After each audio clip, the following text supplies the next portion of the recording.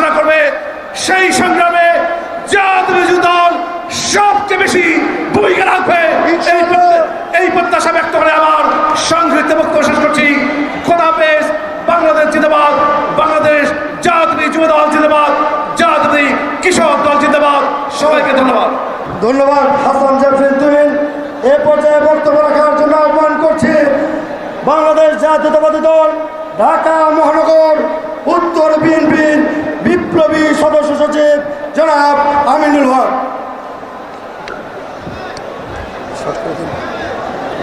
বিসমিল্লাহির রহমানির রহিম।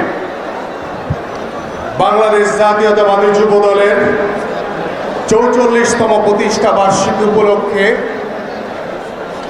আজকের এই যুব সমাবেশের সংগ্রামী সভাপতি, বাংলাদেশ জাতীয়তাবাদী যুব দলের সংগ্রামী সভাপতি জনাব সুলতান সালাউদ্দিন টুকু, প্রধান অতিথি হিসেবে উপস্থিত রয়েছেন সাবেক মন্ত্রী, পরিচ্ছন্ন রাজনীতিবিদ, বাংলাদেশ জাতীয়তাবাদী দল বিএনপির সংগ্রামী মহাসচিব জনাব মির্জা ফখরুল ইসলাম আলমগীর, উপস্থিত রয়েছেন সাবেক যুবনেতা, বাংলাদেশ জাতীয়তাবাদী দল বিএনপির জাতীয় স্থায়ী কমিটির অন্যতম সদস্য জনাব বাবু গয়েশ্বর চন্দ্র রায়, উপস্থিত রয়েছেন ঢাকা মহানগর উত্তর বিএনপির সংগ্রামী আহ্বায়ক, সাবেক মন্ত্রী, 90-এর গণপ্রত্যানের বীর যোদ্ধা মহানায়ক জনাব আমানুল্লাহ আমান, উপস্থিত রয়েছেন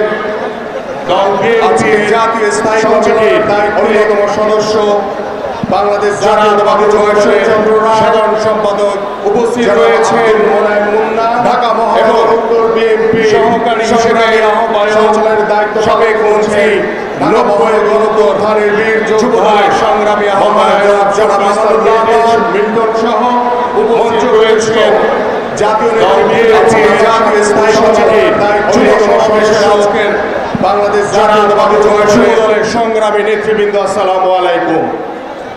বক্তব্য রাখবেন প্রধান অতিথি। আমি শুধু ছোট্ট করে একটি কথা বলতে চাই।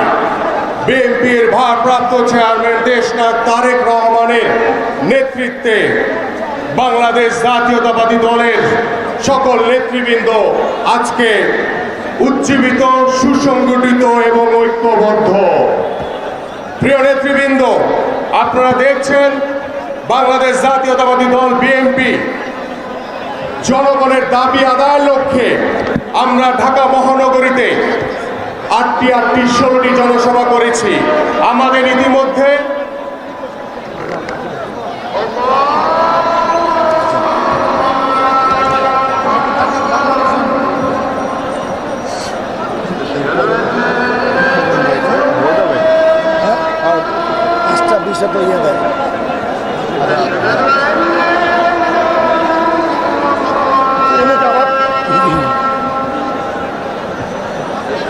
পরিচালনা করাটা খুব খারাপ।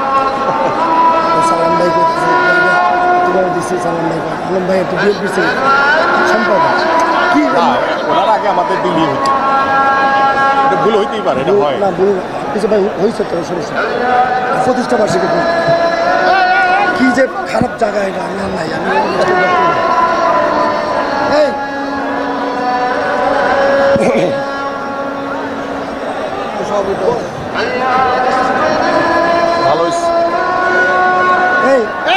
ভালো উত্তরটা দিয়ে সাইডে রাস্তা বন্ধ করে দিয়ে করাতে লোকগুলি বসছে। ভালো অনেক লোক গেছে, বহুত লোক গেছে।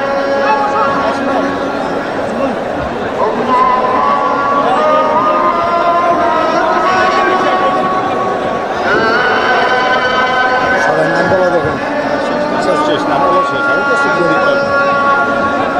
প্রিয় নেতৃবৃন্দ, আমাদের যে চলমান বিভাগীয় সমাবেশগুলি চলছে, ইতিমধ্যে আমরা বিভাগীয় 3টি সমাবেশ শেষ করেছি। সেখানে আমরা দেখেছি যান চলাচল বন্ধ করে আমাদেরকে বাধাগ্রস্ত করার চেষ্টা করেছে। আওয়ামী সন্ত্রাসীরা হামলা করে আমাদেরকে বাধাগ্রস্ত করার চেষ্টা করেছে। কিন্তু কি পেরেছে কেউ বাধা দিতে আমাদেরকে? পারে নাই, পারবেও না ইনশাআল্লাহ। যত বাধা আসুক, যত কিছুই আসুক না কেন,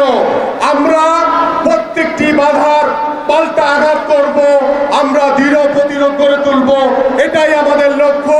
এবং এই লক্ষ্য নিয়ে আমাদের যে দাবি, বাংলাদেশের মাটিতে গণতন্ত্র ফিরে আনা, বাংলাদেশের মাটিতে জনগণের ভোটের অধিকার ফিরে আনা, বাংলাদেশের মাটিতে একটি নির্দলীয় নিরপেক্ষ তত্ত্বাবধায়ক সরকারের অধীনে একটি সুষ্ঠু নির্বাচনের মাধ্যমে জনগণের সরকার প্রতিষ্ঠা করে আমাদের প্রিয় নেত্রী দেশনেত্রী বেগম খালেদা জিয়াকে মুক্ত করব।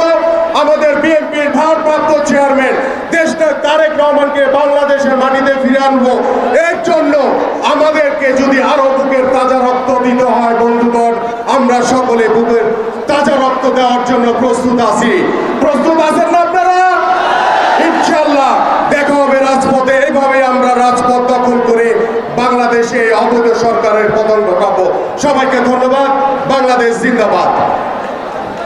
সংগ্রামী নেতৃবৃন্দ, এ পর্যায়ে বক্তব্য রাখার জন্য আহ্বান করছে জাতীয়তাবাদী যুব দলের এক সময়ের সাবেক সাংগঠনিক সম্পাদক, বিএনপি নির্বাহী কমিটির অন্যতম যুগ্ম মহাসচিব, নরসিংদীর কৃতি সম্মান জনাব খায়রুল কবির খোকন।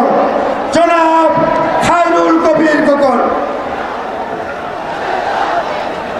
বড় ভাই, আমি আর কিছু কম না আর কি।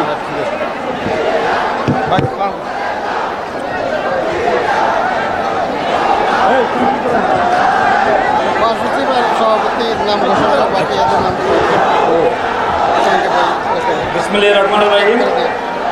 বাংলাদেশের জাতীয়তাবাদী যুব দলের উদ্যোগে আয়োজিত 40তম প্রতিষ্ঠাবার্ষিকী উদযাপন উপলক্ষে আজকের এই ঐতিহাসিক যুব সমাবেশের সংগ্রামী সভাপতি, সংগ্রামী যুবনেতা, ছাত্র দলের সাবেক সংগ্রামী সভাপতি, যুব দলের সংগ্রামী সভাপতি, সংগ্রামী যুবনেতা জনাব সুলতান সালাউদ্দিন টুকু উপস্থিত আছেন। আজকের এই যুব সমাবেশের মাননীয় প্রধান অতিথি, বিএনপির সংগ্রামী যুগ্ম মহাসচিব, সময়ের সাহসী সন্তান, সাবেক তখর ছাত্রনেতা, বীর মুক্তিযোদ্ধা, গণমানুষের নেতা জনাব মির্জা ফখরুল ইসলাম আলমগীর উপস্থিত আছেন। আমাদের বিএনপি জাতীয় স্থায়ী কমিটির অন্যতম সদস্য, সাবেক মন্ত্রী, যুবদলের সংগ্রামী সাবেক সাধারণ সম্পাদক, সংগ্রামী জননেতা বাবু গর্ষচন্দ্র রায় উপস্থিত আছেন। বিএনপির ঢাকা মহানগর উত্তরের সংগ্রামী আহ্বায়ক, ডাকসুর সাবেক বিপি 90 সফল ছাত্র গণপ্রধানের উপকার সংগ্রামী জননেতা, জাতীয় বীর জনাব আমানুল্লাহ আমান সহ জাতীয় নেতৃবৃন্দ, যুব দলের নেতৃবৃন্দ, সম্মানিত অতিথিবৃন্দ, উপস্থিত সংগ্রামী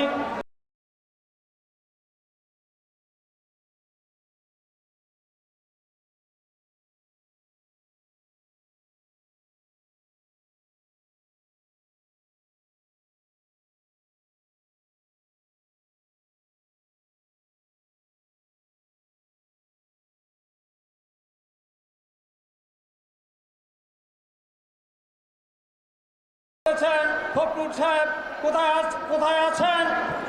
একটু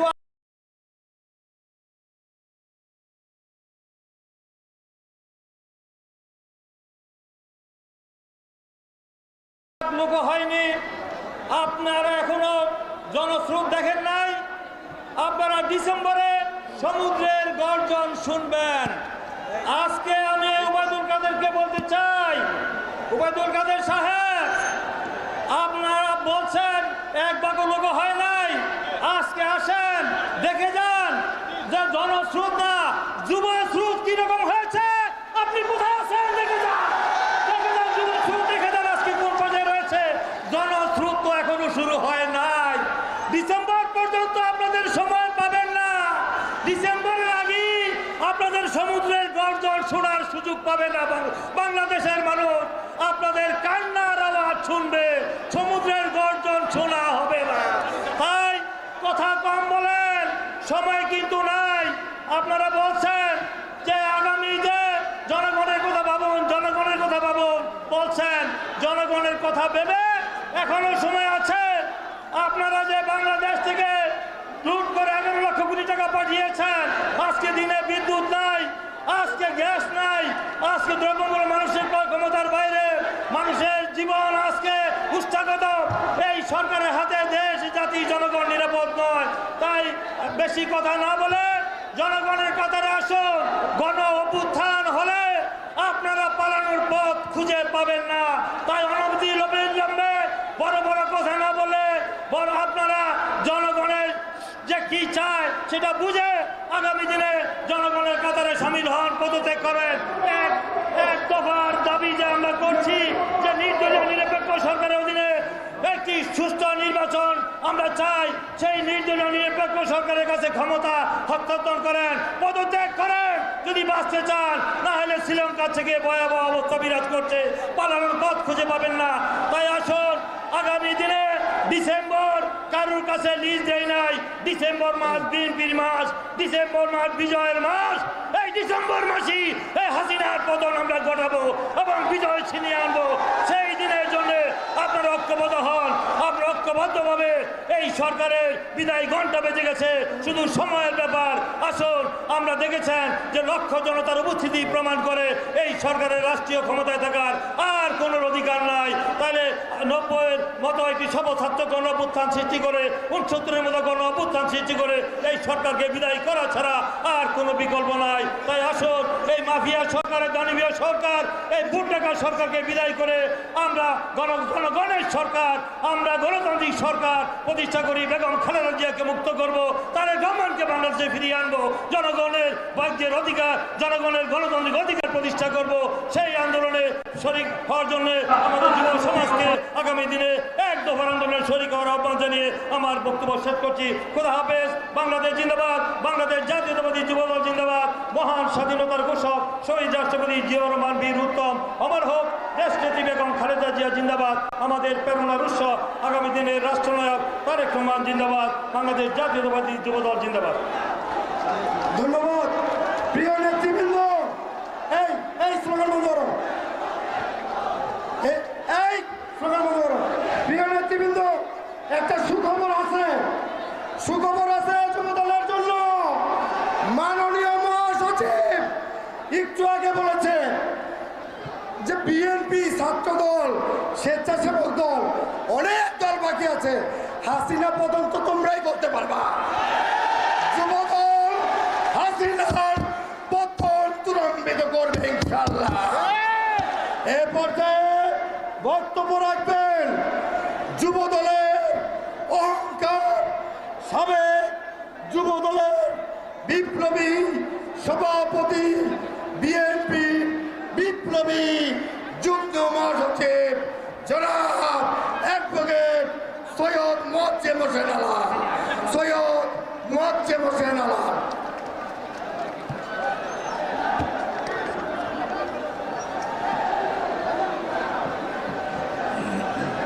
বিসমিল্লাহির রহমানির রহিম।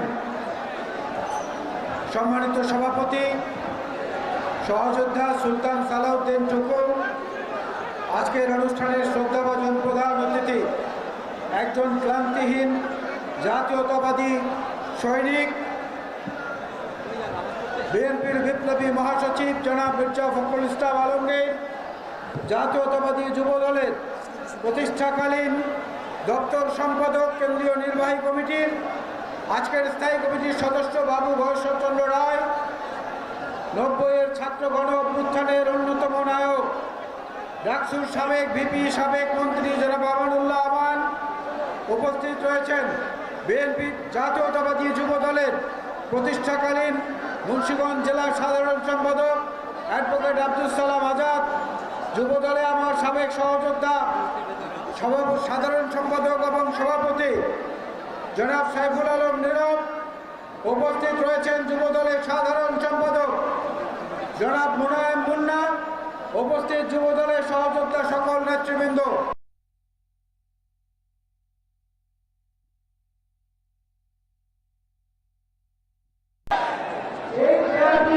হঠাৎ করে দেখা যায় যে দুজনের নাম লিখে খালি রাখা হয়েছে, দুজন এসে বসে পড়েছে। অনুষ্ঠানে কেমন হয়? ভালো হয় না খারাপ হয়? ভালো হয়। ভালো হওয়া ঠিকই যাচ্ছে। কারণ গত কয়েকদিন আগে দেখলাম ছাত্রলীগের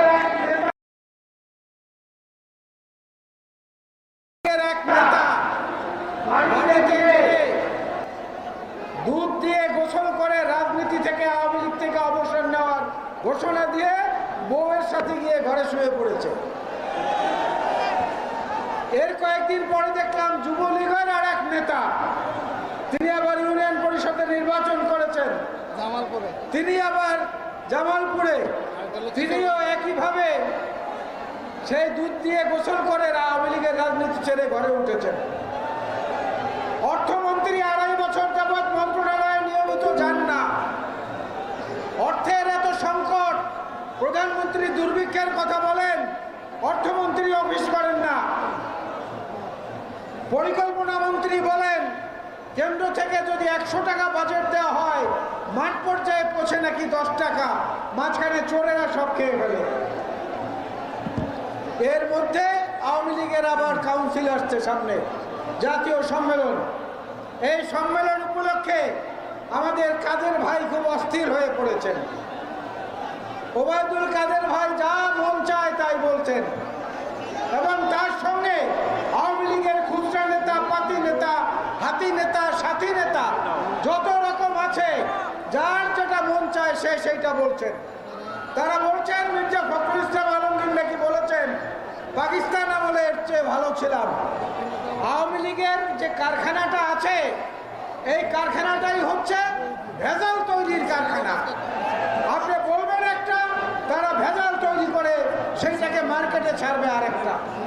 আর মার্কেটিং করার ব্যাপারে তাদের চেয়ে পরিপক্ক কেউ নাই। কারণ অধ্যাপক গোলাম আজম তার ল্যাবরেটরিতে আবিষ্কার করেছিলেন তত্ত্বাবধায়ক সরকার ব্যবস্থা, সেটাকে মার্কেটিং করেছে আওয়ামী লীগ, কিন্তু মার্কেটিংয়ের লাভ ক্ষতির কোনো ভাগ জামাত ইসলামকে দেয় নাই, একাই সব খেয়ে ফেলেছে। ওবায়দুল কাদের সাহেব আবার সাধারণ সম্পাদক হতে চান, কিন্তু মজা হচ্ছে আওয়ামী লীগের এত বছরের ইতিহাসে আজ অবধি পরপর 4 বার সাধারণ সম্পাদক হওয়ার ইতিহাস কারো নাই।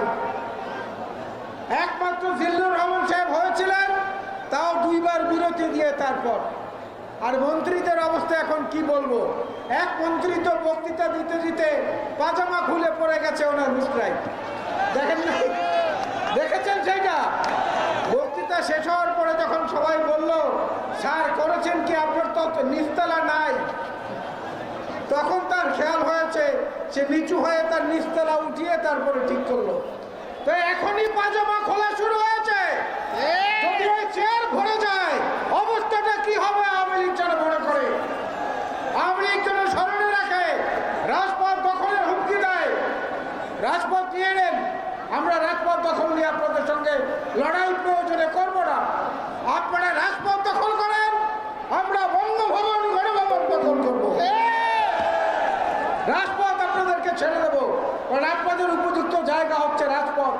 আমি আমার বক্তব্য বাড়াবো না বন্ধুগণ, একটা কথা পরিষ্কার করে বলতে চাই, যারা আশঙ্কায় আছেন, যারা ভয় আছেন, তাদেরকে উদ্দেশ্য করে বলি, আওয়ামী লীগ যত জঘন্য কাজ করেছে আমরা আন্দোলন চলাকালীন সময় সেই কাজ করব না। পরিষ্কার কথা, আওয়ামী লীগ, বিএনপির 91-96 শাসন আমলে ছাত্রলীগ, যুবলীগের ছেলেরা সচিবালয় অফিস করতে যাওয়া বাবার বয়সী লোককে উলঙ্গ করে ছেড়ে দিয়েছে। মনে আছে না আপনাদের? বিএনপি এই কাজ করবে না, বরং শেখ হাসিনার শিক্ষক, শেখ হাসিনা যাকে প্রকাশ্যে বলেন যে তিনি আমার শিক্ষক, সেই সর্বজন শ্রদ্ধেয় অধ্যাপক সিরাজুল ইসলাম চৌধুরী বলেছেন ব্রিটিশ আমলে যা ছিলাম তার চেয়ে পাকিস্তান আমলে খারাপ ছিলাম, পাকিস্তান আমলে যা ছিলাম তার চেয়ে এই সরকারের আমলে আরো খারাপ অবস্থায় আছে। তাই এটা যদি প্রধানমন্ত্রী শিক্ষক বলে, সেটা ফখরুল ইসলাম আলমগীরের উপরে কেন চাপাচ্ছেন? তিনি তো এটা বলেন নাই। আপনারা আপনাদের কারখানায় প্রোডাকশন করে ছেড়ে দিলেই সেইটা বাজারে খাবে এমনটা ধারণা করার কোনো কারণ নাই। বন্ধুরা, জাতীয়তাবাদী যুব দলের স্মরণক যুগ চলছে এখন। এত যুব দলের নেতৃবৃন্দকে আমাদের দায়িত্ব পালনের সময় আমরা পাই নাই। গয়েস সরকার, মির্জা আব্বাস তারাও পান নাই, তারা আমাদের চেয়ে কম পেয়েছেন। আজকে যে স্রোত তৈরি হয়েছে, আজকে যে জোয়ার তোলা তৈরি হয়েছে, এই স্রোতে জোয়ার দিয়ে প্লাবন তৈরি করতে হবে। সেই প্লাবনের মধ্য দিয়ে স্বৈরাচারের তত্ত্বাবধান ভেঙে ভাসিয়ে দিয়ে সমুদ্রে পাঠিয়ে দিতে হবে, যাতে কোনো দিন এই দেশে কেউ আর ভোটাধিকার হরণ করতে না পারে, গণতন্ত্র হরণ করতে না পারে, তখন আজকের এই মঞ্চের চেয়ার দুটো আপনা আপনি যাদের জন্য নির্ধারিত তারা এসে বসে যাবেন।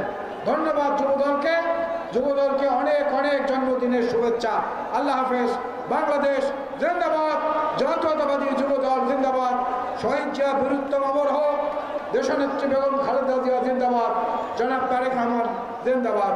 আসসালামু আলাইকুম। সংগ্রামী নেতৃবৃন্দ, আগামী 2023 সালে জাতীয়তাবাদী যুবদলের 45তম জন্মদিনে এই মঞ্চে দেশনেত্রী বেগম খালেদা জিয়া, আমাদের নেতা তারেক রহমান উপস্থিত থাকবে ইনশাআল্লাহ। এই পর্যায়ে বক্তব্য রাখবেন জাতীয়তাবাদী যুবদলের কেন্দ্রীয় নির্বাহী কমিটির বিপ্লবী সাধারণ সম্পাদক, সাবেক ছাত্র নেতা, পরিশ্রমী যুব নেতা জনাব আব্দুল মোনায়েম মুন্না। জনাব আব্দুল মোনায়েম মুন্না।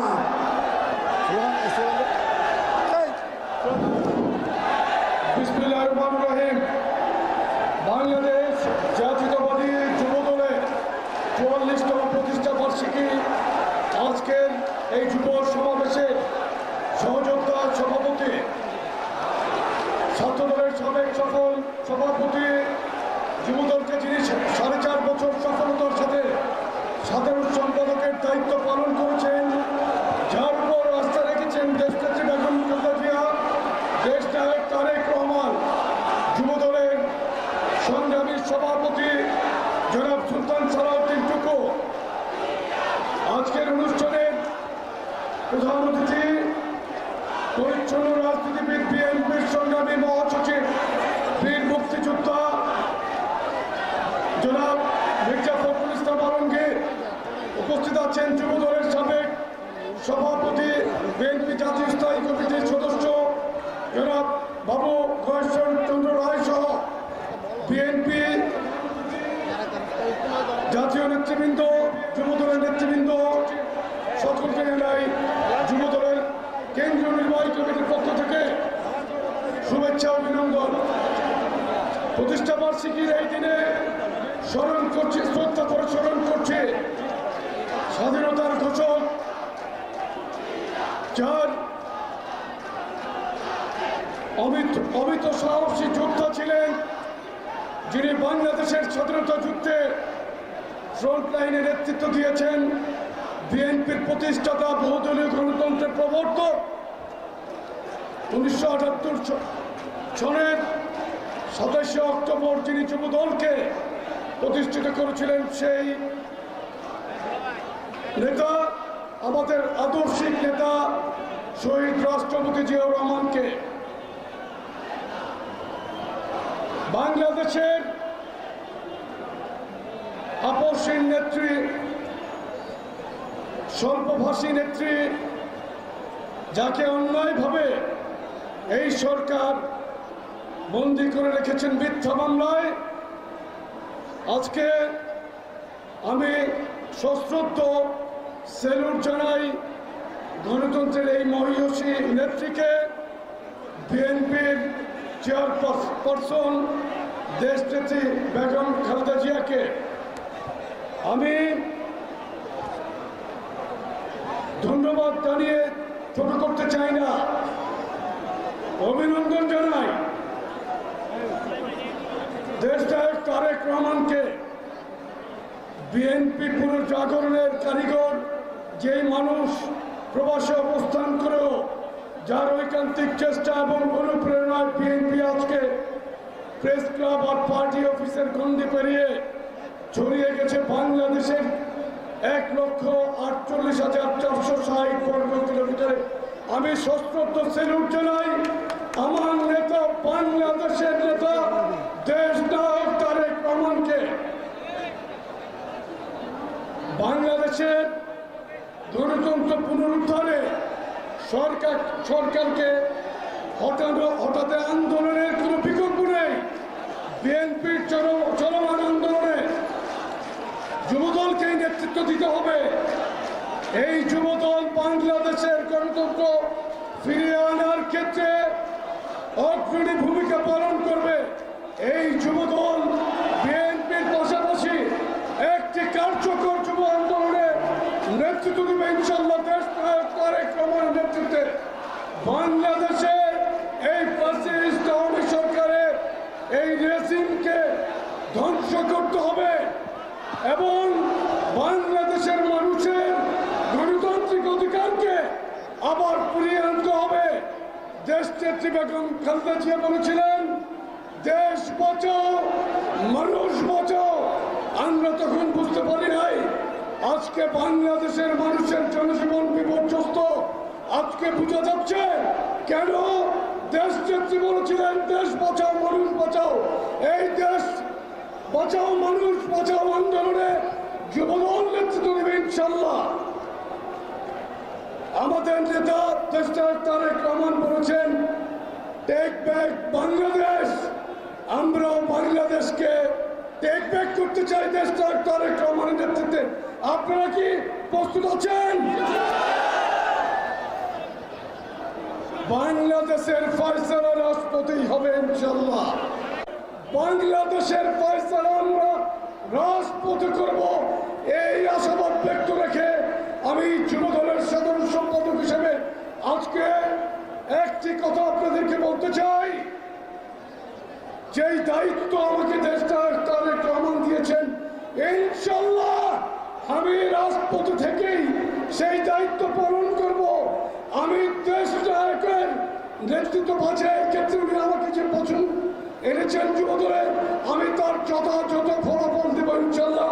রাজপথ থেকে এই মহানগর উত্তর দক্ষিণ যুবদলকে নিয়ে এবং আপনারা যারা আজকের এই সমাবেশে যুবদলের নেতৃবৃন্দ উপস্থিত হয়েছেন, আমি সবাইকে ধন্যবাদ জানাচ্ছি।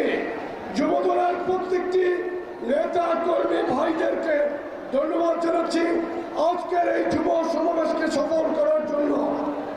পরিশেষে আমি সকলকে রাজপথে থাকার উদাত্ত আহ্বান জানিয়ে আমি আমার বক্তব্য শেষ করছি।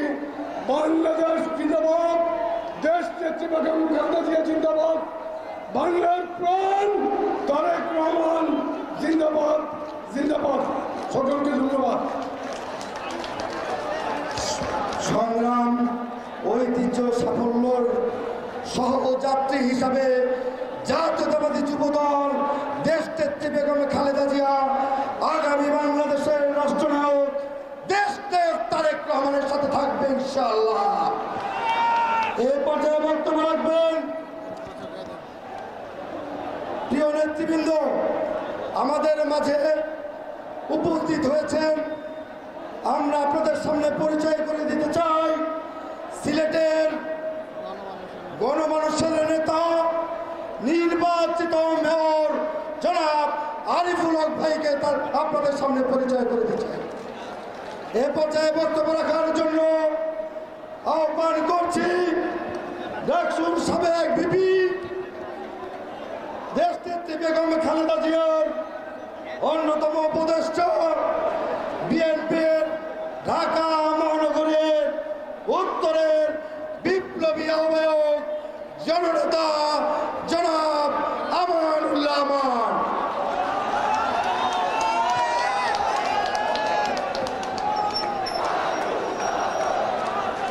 বিসমিল্লাহির রহমানির রহিম। জাতীয়তাবাদী যুবদল 44তম প্রতিষ্ঠা বার্ষিকী উপলক্ষে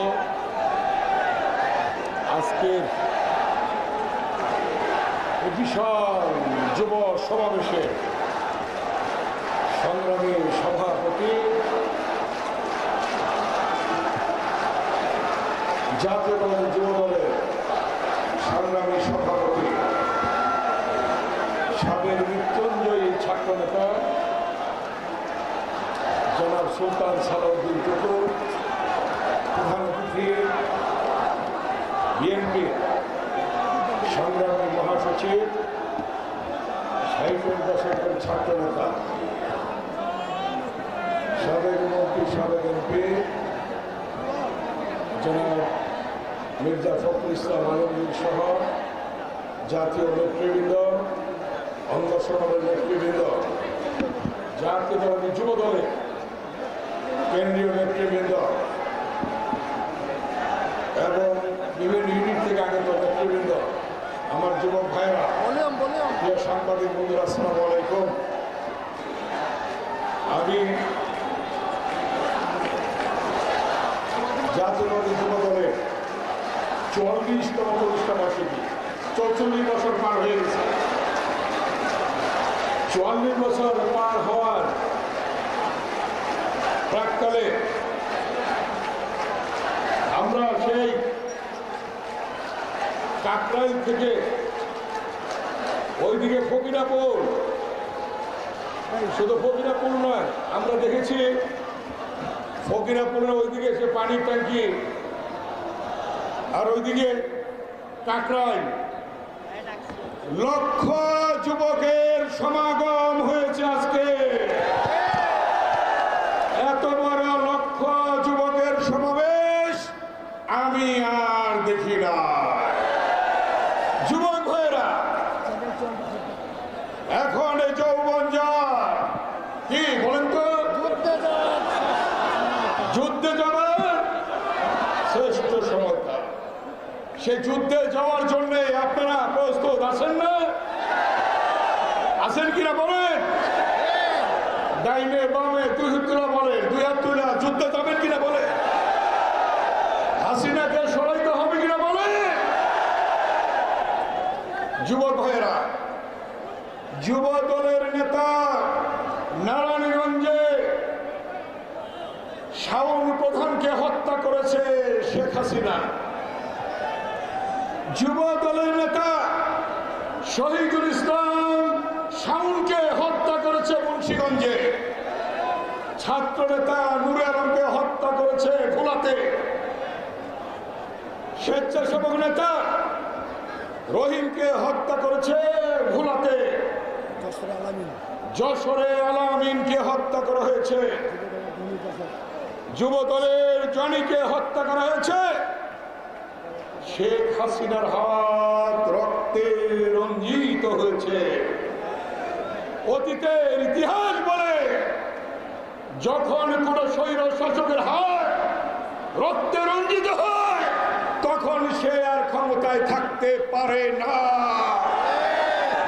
ভোট চুরি করে, জবরদখল করে, দমন নীতি চালিয়ে 14-15টা বছর ক্ষমতায় থেকে গেল হাসিনা।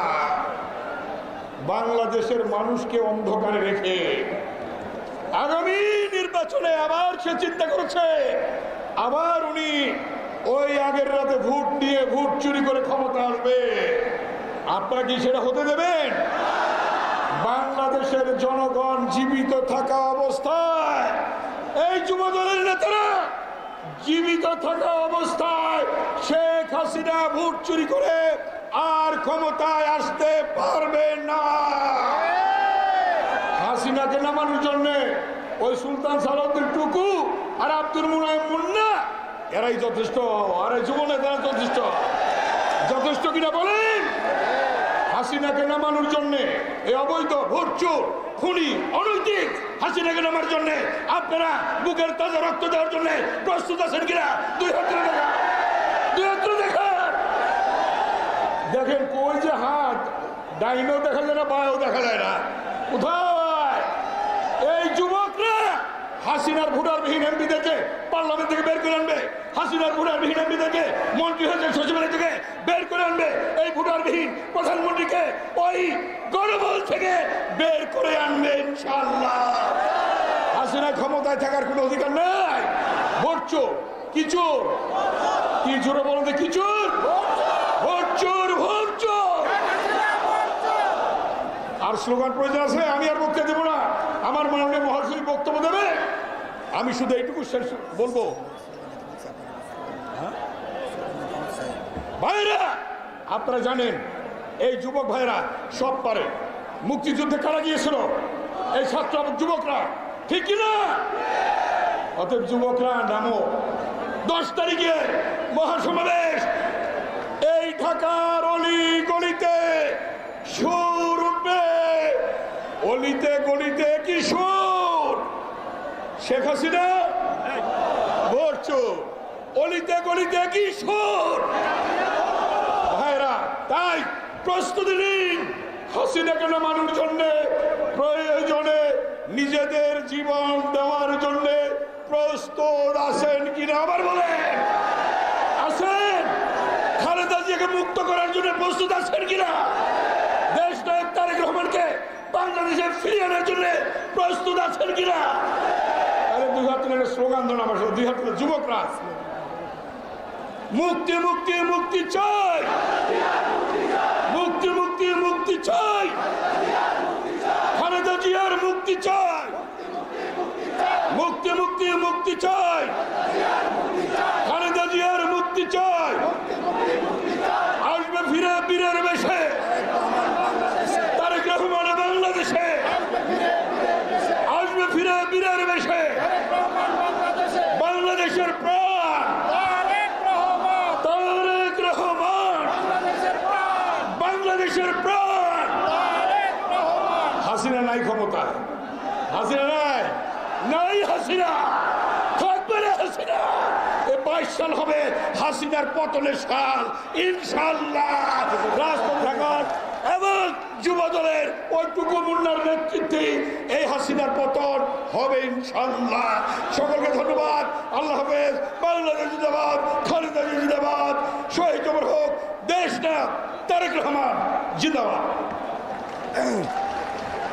এ পর্যায়ে বক্তব্য রাখবেন যাদের কারণে এই তিলে তিলে যুবদলকে আজকে জনসমুদ্রে পরিণত করেছেন, যাদের মাধ্যমে যুবদলের প্রতিটি নেতা কর্মী এখনো রাজপথে রয়েছে। যুবদলের সাবেক সাধারণ সম্পাদক, সাবেক মন্ত্রী, বিএনপির জাতীয় স্থায়ী কমিটির অন্যতম সদস্য জনাব বাবু গয়েশ্বর চন্দ্র রায়, জনাব বাবু গয়েশ্বর চন্দ্র রায়। দাদা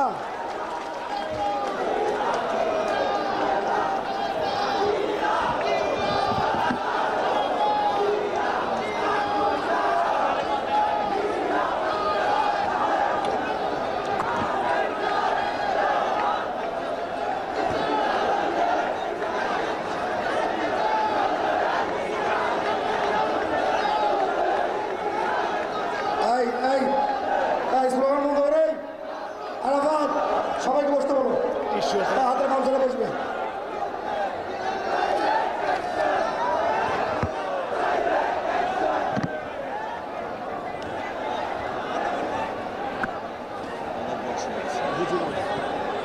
কোন টিভি নিয়ে কি বলো উল্টা বলো?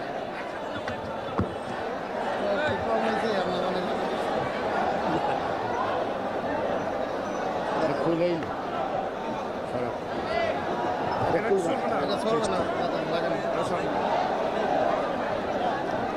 বাংলাদেশ জাতীয়তাবাদী যুব দলের 44তম প্রতিষ্ঠা বার্ষিকী উপলক্ষে আয়োজিত যুব সমাবেশের সংগ্রামী সভাপতি, যুব দলের সভাপতি জনাব সুলতান সালাউদ্দিন টুকু আজকে এই যুব সমাবেশে প্রধান অতিথি বাংলাদেশ জাতীয়তাবাদী দলের সংগ্রামী মহাসচিব জনাব মির্জা ফখরুল ইসলাম আলমগীর, মঞ্চে উপবিষ্ট সংগ্রামী সম্মানিত সহকর্মী নেতৃবৃন্দ, ডাইনে বা শুধু পিছনের থেকে শুরু করে সবাইকে যুব দলের আজকের এই শুভ জন্মদিনে জানাই শুভেচ্ছা এবং অভিনন্দন। আজকের দিকটা মনে হয় আমারও মনে হয় যুব এই জন্মদিন। 44 বছর আগে আমরা শুরু করছিলাম এই যুব দল, শহীদ জিয়ার হাত ধরে এই যুবদল সংগঠিত হতে হতে আজকে এই পর্যায়ে এসছে। এই যুবদল বাংলাদেশে অনেক নেতৃত্ব উপহার দিয়েছে, যেমনি পার্লামেন্টে দিয়েছে, তেমনি বিভিন্ন সিটি কর্পোরেশনের মেয়র হয়েছে, কেউ উপজেলা চেয়ারম্যান হয়েছে, কমপক্ষে কেউ ইউনিয়ন পরিষদের চেয়ারম্যান হয়েছে এই দীর্ঘ ৪৪ বছর। জিয়ারহমানকে লক্ষ্যকে সামনে রেখে যুবদল সংগঠিত করেছিলেন। তখন তার রাজনৈতিক প্রেক্ষাপটটা ছিল যুবলীগের ইতিহাস বেদাঘাতি, নারী নির্যাতন, চিন্তায় কম্বল চুল, এই অপবাদে যুব সমাজ কলঙ্কিত ছিল। কিন্তু জিয়া রহমান তিনি যুবকদের সংগঠিত করে তিনি রাজনীতি দিলেন। কিসের রাজনীতি? কর্মভিত্তি, অর্থাৎ উৎপাদনমুখী রাজনীতি। যুব সমাজকে উৎপাদনের সাথে সম্পৃক্ত করতে হবে। বেকার যুবকদের কর্মসংস্থান করতে গিয়ে তিনি দেশে বিদেশে প্রশিক্ষণের মাধ্যমে যুবকদের বিদেশে পাঠালেন। আজকে বৈদেশিক মুদ্রা অর্জনের যে প্রধান সেটা হল রেমিটেন্স, অর্থাৎ সাধারণ যারা বিদেশে চাকরি করেন তাদের। জিয়াউর রহমান বৈদেশিক মুদ্রা অর্জন করার জন্য প্রশিক্ষণের মধ্য দিয়ে পোশাক শিল্পের উৎপত্তি করলেন। আর সেই পোশাক শিল্পে আজকে বৈদেশিক মুদ্রা অর্জনের দ্বিতীয় একটি গুরুত্বপূর্ণ জায়গা। বর্তমান অবস্থায় যেমনি বেকার সমস্যা বাড়ছে, তেমনি শিল্প কলকারখানা নাই। যুবকরা উৎপাদনের সাথে সম্পৃক্ত হতে পারছে না, তারা আত্মনির্ভরশীল হতে পারছে না। গার্মেন্টসের যে অবস্থা, তাতে আগামী ২-৩ মাসের মধ্যে গার্মেন্টস অচল হবে। কি কারণে হবে? জ্বালানি উপদেষ্টা তৌফিক আলাই বলেছেন দিনের বেলায় বিদ্যুৎ বন্ধ রাখতে হবে। বিদ্যুতের দাম কত বাড়লো সেটা প্রশ্ন না, বিদ্যুৎ উৎপাদনের জন্য তেল কেনার টাকা নাই। তিনি কে? গত ১ যুগ যাবৎ বিদ্যুৎ খাতে তিনি উপদেষ্টা, নাম তার তৌফিক আলাই। তিনি প্রধানমন্ত্রীর উপদেষ্টা। দিনের বেলায় বিদ্যুৎ দিতে পারবেন না, রাতের বেলায় বিদ্যুৎ দিয়ে দিনের ভোর ভবিষ্যতে রাতে সম্পন্ন করার ইচ্ছা ব্যক্ত করেছেন। আমি জিজ্ঞেস করতে চাই, কি কারণে ৮,৫০০ কোটি টাকা দিয়ে ইভিএম কেনা হলো? ইভিএম কেনার পয়সা হয়, বিদ্যুতের তেল কেনার পয়সা হয় না কেন? এবং এই বিদ্যুৎ খাতে জনগণের টাকা কি পরিমাণ লুটপাট হয়েছে, শেখ হাসিনাকে তার হিসাব এবং জবাব দিতে হবে। শেয়ার মার্কেট থেকে কত কোটি টাকা লুটপাট হয়েছে, শেখ হাসিনাকে জবাব দিতে হবে। বিভিন্ন ব্যাংক থেকে কি পরিমাণ মুদ্রা পাচার হয়েছে, তার হিসাব শেখ হাসিনাকে দিতে হবে। তাকে দিতে হবে। বাংলাদেশের ১০ লক্ষ কোটি টাকা বিদেশের মুদ্রা পাচার হলো কি করে? এই মুদ্রা পাচারকারীরা কারা? সব শেখ হাসিনার ডাইনে বায়ের সামনে। ১৯৭৪ সালে সোনারদি উদ্যানে তৎকালীন প্রধানমন্ত্রী শেখ মুজিবুর রহমান বলেছিলেন, দেশ স্বাধীন হলে পাওয়ার মানুষ হীরার খনি, চেলের খনি, কয়লার খনি, আমি পেয়েছি একটা চোরার খনি। বিদেশ থেকে যাই আমি, চাকার দল খেয়ে ফেলে, আমি কাকে কি বলবো? ডাইনে বাইতে সব আমার লোক। ৭ কোটি মানুষের জন্য ৮ কোটি কম্বল আনলাম, আমার নিজের কম্বলটাও পেলাম না। এই কথা বলতে পারছে সেদিন শেখ মুজিব, কিন্তু তার কন্যা শেখ হাসিনা তো এই কথা বলতে পারবে না। বিদেশ থেকে জানি চাকার দল খায়, আমি কিছু বলতে পারি না, ওরও আমাকে ভাগ দেয়। আজকে যে মুদ্রা পাচার করেছে যারা, তাদের কিছু করতে পারে না শেখ হাসিনা। কারণ কি? তাদের টাকার হিসাব শেখ হাসিনা পায়। তা না হলে জনগণ চিনে, সবাই চিনে, গোয়েন্দা সংস্থা জানে। কেন মন্ত্রী পরিষদে অথবা সরকারের পার্লামেন্টে লুটপাটকারী, লুণ্ঠনকারী, নারী নির্যাতনকারী, ধর্ষণকারীদের স্থান? কি কারণে শেখ হাসিনা তাদের থেকে বিচার ব্যবস্থা গ্রহণ করছেন না? দেশটা দেউলিয়া, দেশ চালানোর টাকা নাই। যে কোনো সময় ব্যাংকগুলিকে দেউলিয়া ঘোষণা করে জনগণের টাকা মেরে দিতে পারে, এই আশঙ্কা আমাদের আছে। তাই আজকের এই যুব সমাজ অনেক শক্তিশালী। আমি মনে করি যুবদল যদি তার কৌশল ঠিক করতে পারে, ধৈর্য এবং সাহসের সাথে রাজপথ দখল করতে পারে, তাহলে শেখ হাসিনার পতন অনিবার্য। কিন্তু এই অধিক যুব সমাজকে যে যে অঞ্চলে নেতৃত্ব দেয়, সেখানে সঠিক নেতৃত্ব দেওয়া দরকার। সেখানে যদি সেই আরবদার বা ব্যাপারীরা নেতৃত্ব দেয়, তাহলে যুব সমাজ কাজ সে করতে পারবে না। যারা নিজের কথা ভাবে তাদেরকে বাদ দেন, যারা দলের কথা ভাবে, দেশের কথা ভাবে, যারা তারেক রহমানের কথা ভাবে, যারা খালেদা জিয়ার কথা ভাবে, তাদেরকে প্রত্যেকটা স্তরে নেতৃত্বে আনেন। তাহলে আপনারাই পারবেন, যেমনি আমরাই পেরেছিলাম এরশাদের পতন ঘটাতে। আপনারা যদি পারেন তাহলে আমরা গর্বিত, আপনারা যদি না পারেন তাহলে দেশ প্রশাসনে যাবে। সেইগুলো দায়িত্ব যুবকদেরই নিতে হবে, সেইগুলো দায়িত্ব এই যুবদলকে নিতে হবে। সুতরাং সমাবেশ যেমন করেন, যেমন লড়াই খালি হাতে হয় না। আমি কাউকে হাত তুলতে বলবো না, কিন্তু হাত তুলবেন সবার মতো, জায়গার মতো। পিঠে পানি নেবেন, সেখানে হাত তুলবেন না, এটা হবে না। বাধা দিলে বাধা দিতে হবে। পুলিশ আসবে রাইফেল নিয়ে, যুবলীগ আর এই খাদ্য লীগ তারা আসবে বন্দুক নিয়ে, আর আপনারা কি খালি হাতে লড়াই করবেন? সুতরাং বাঁশের লাঠি সবার হাতে থাকবে এবং লাঠি দেবে আত্মরক্ষার্থে। আঘাত করলেই পাল্টা আঘাত। আজকাল এখানে যে পরিমাণ যুবক আছে, বাংলাদেশে সে পরিমাণ পুলিশ নাই। সুতরাং পুলিশকে ভয় পাওয়ার কোনো কারণ নাই। সুতরাং জনগণের বিপক্ষে কখনো পুলিশ যায় না, যাবে না। তারা দেখতেছে হাসিনার হাতে সময় নাই।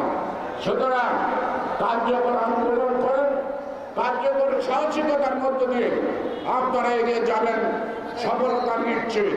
আমরা শেখ হাসিনার পতন চাই, আমরা পার্লামেন্ট বিলুপ্ত চাই, আর বর্তমান নির্বাচন কমিশনকে ঘরে ফেরত দিতে চাই। তারপরে নির্দলীয় নিরপেক্ষ সরকার, তারপরে হবে নির্বাচনের কথা। আর এই কাজটা যদি সফলভাবে করতে পারি, খালেদা জিয়া মুক্ত হবে, জনগণ মুক্ত হবে, গণতন্ত্র ফেরত আসবে এবং তারেক রহমান বাংলাদেশে সশরীরে আমাদের সামনে এসে নেতৃত্ব দিতে পারবে। সেই জন্য আমাদের প্রথম কাজটি হল শেখ হাসিনার পতন নিশ্চিত করা।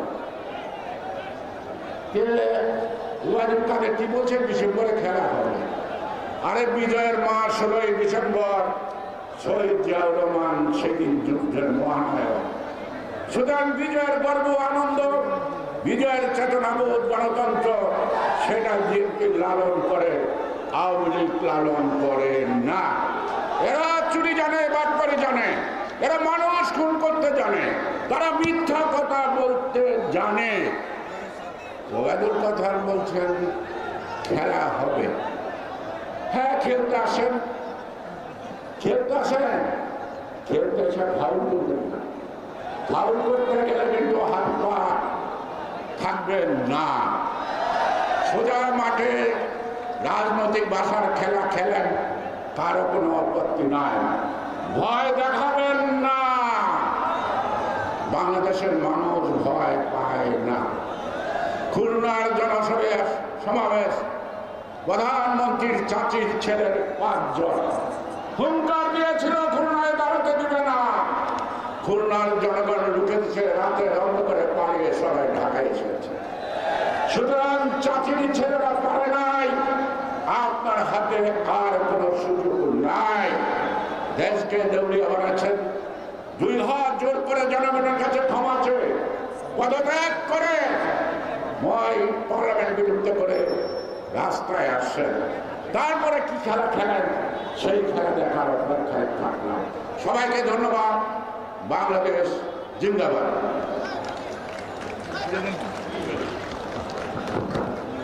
এ পর্যায়ে প্লিজ আপনারা বসেন। আমাদের ঢাকা জেলার পল এবং ইয়াসিন ওখানে বসে আছে। মুরাদ, আপনার সামনে থাকলে তো হবে না, প্লিজ দয়া করে বসেন। আপনার সাংবাদিক বৃন্দ প্লিজ আপনি এই ডান সাইডে চলে আসেন। আমাদের অসংখ্য নেতৃবৃন্দ রাস্তার উপরে আছে, প্লিজ প্লিজ বসেন। এ পর্যায়ে বক্তব্য রাখবেন প্রধান অতিথির অনুমতি ক্রমে আজকের সভার সম্মানিত সভাপতি, জাতীয়তাবাদী যুবদলের সাবেক সাধারণ সম্পাদক, বর্তমান যুবদলের বিপ্লবী সভাপতি, সারা বাংলাদেশের যুবদলকে ঐক্যবদ্ধ করার জন্য দিন রাত কাজ করে চলেছেন, আমাদের সকলকে সাথে নিয়ে আমাদের সকলের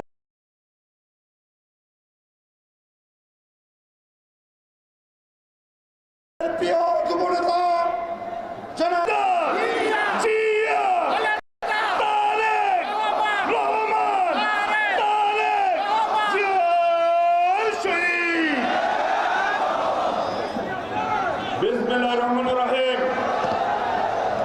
আজকে এই লক্ষ যুব সমাবেশে উপস্থিত আজকের প্রধান অতিথি বিএনপির বিপ্লবী মহাসচিব, সাবেক মন্ত্রী মির্জা ফখরুল ইসলাম আলমগীর, উপস্থিত রয়েছেন জাতীয়তাবাদী যুবদলের সাবেক সাধারণ সম্পাদক, বিএনপি স্থায়ী কমিটির অন্যতম সদস্য, জননেতা, সাবেক মন্ত্রী, জননেতা জনাব বাবু গৌশ্বর চন্দ্র রায় সহ যুবদলের সাবেক নেতৃবৃন্দ, বিএনপির নেতৃবৃন্দ, যুবদলের বিপ্লবী সাধারণ সম্পাদক আব্দুল মোনায়েম মুন্না সহ নেতৃবৃন্দ। আমি নাম বলে সময় নষ্ট করছি না, মহাসচিব বক্তব্য দিবেন। আমি সবাইকে ধৈর্য ধরে প্রত্যেকটি জেলার সভাপতি, সাধারণ সম্পাদক বৃন্দ, আপনারা যারা এদিক ওদিক আছেন সবাই রাজপথে এখন বসে পড়বেন। আমি বলতে চাই, আমি 2-4টি কথা বলে আমি আমার বক্তব্য শেষ করব। আপনারা দেখছেন এই বিশাল লাখো যুবকের সমাবেশের আমাদের সকল নেতৃবৃন্দ আছে। আমাদের প্রিয় নেত্রী, মাতৃতুল্য নেত্রী, আমাদের আবেগ অনুভূতির স্থান দেশ নেত্রী বেগম খালেদা জিয়ার চেয়ারটি খালি রয়েছে। আমাদের আদর্শের ভাই, আমাদের আবেগ দেশ নায়ক তারেক রহমানের চেয়ারটি খালি রয়েছে, 2টি ছবি রয়েছে।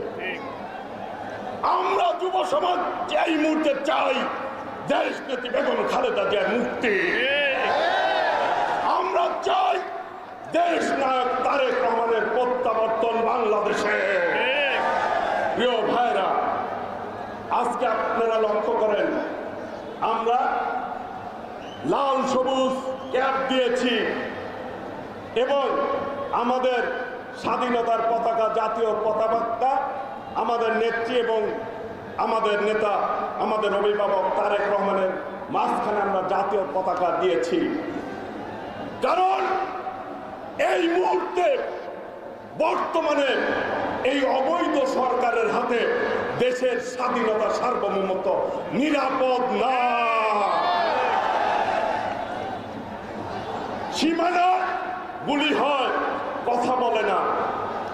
মায়ানমার গুলি করে আমাদের সরকার কথা বলে না।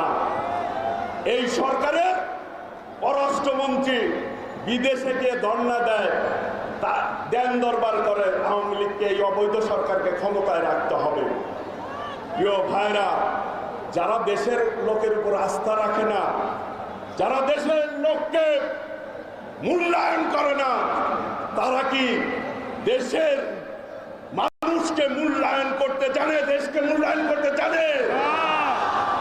তাদের হাতে কি স্বাধীনতা নিরাপদ? নিরাপদ না।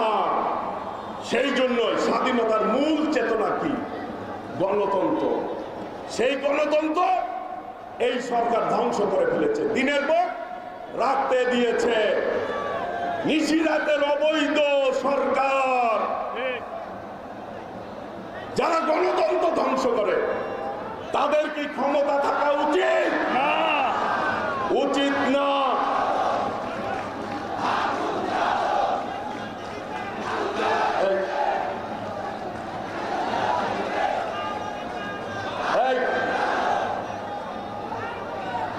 প্রিয় ভাইরা, সেই জন্য আমরা স্বাধীনতার প্রতীক হিসাবে স্বাধীনতার রক্ষার শপথ খেতে যাচ্ছি। আমরা শপথ নিতে যাচ্ছি যে কোনো মূল্যে বাংলাদেশের যুব সমাজ এই স্বাধীনতা সার্বভৌমত্ব আমরা রক্ষা করব ইনশাআল্লাহ। প্রিয় ভাইরা, যুবলীগ চেয়ারম্যান 11 তারিখে তার একটা সমাবেশ দিয়েছে সরোয়ার্দী উদ্যানে, যুব সমাবেশ, এবং বলেছে তারা নাকি রাজপথ দখলে রাখবে, দেখাবে। আমরা আজকে চ্যালেঞ্জ করতে চাই, যেই পরিমাণ যুব সমাজ এইখানে উপস্থিত হয়েছে, 10 ভাগের 1 ভাগ উপস্থিত করতে পারবেন না, পারবেন না। কারণ এই দেশের যুবকরা, জিয়ার সৈনিকরা দেশ নেত্রী বেগম খালেদা জিয়ার পিছনে রয়েছে, দেশ নায়ক তারেক রহমানের পিছনে রয়েছে। প্রিয় ভাইরা, আমরা বলতে চাই, আপনারা বলেছিলেন সেপ্টেম্বর মাস ঢাকা শহর দখল করবেন, রাজপথ দখল করবেন, বলেছিল না? ছিল ঢাকা শহরে। আমি চ্যালেঞ্জ করে বলতে পারি, আগামী দিন থেকে এই রাজপথ থাকবে শহীদ জিয়ার সৈনিকদের দখলে। প্রিয় ভাইরা, আজকে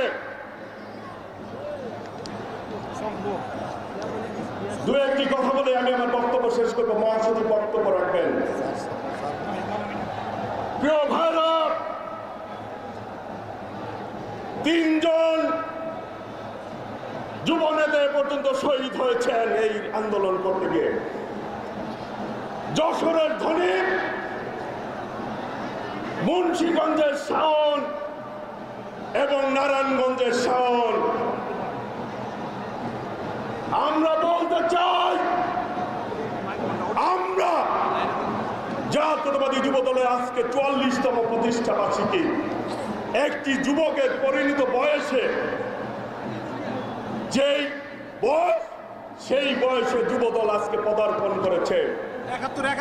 আমি যুবদলের প্রত্যেকটি নেতা কর্মীকে এই প্রতিষ্ঠা বার্ষিকীতে যুবদল প্রমাণ করেছে, বর্তমান যুবদল পরিণত বয়সে পদার্পণ করেছে এবং বর্তমান যুবদলের নেতৃত্বে, দেশ নায়ক তারেক রহমানের নেতৃত্বে আল্লাহর রহমতে যুব আন্দোলনের মধ্য দিয়ে হাসিনার পতন ঘটাবো ইনশাআল্লাহ।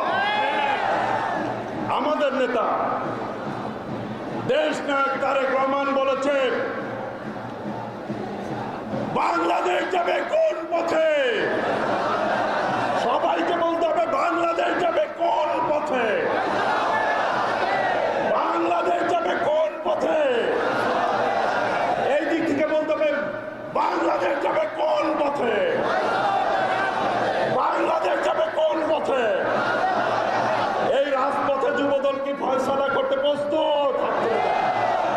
দু হাত তুলে দেখেন সবাই, প্রস্তুত? রক্ত দিতে প্রস্তুত? আমরা বলতে চাই,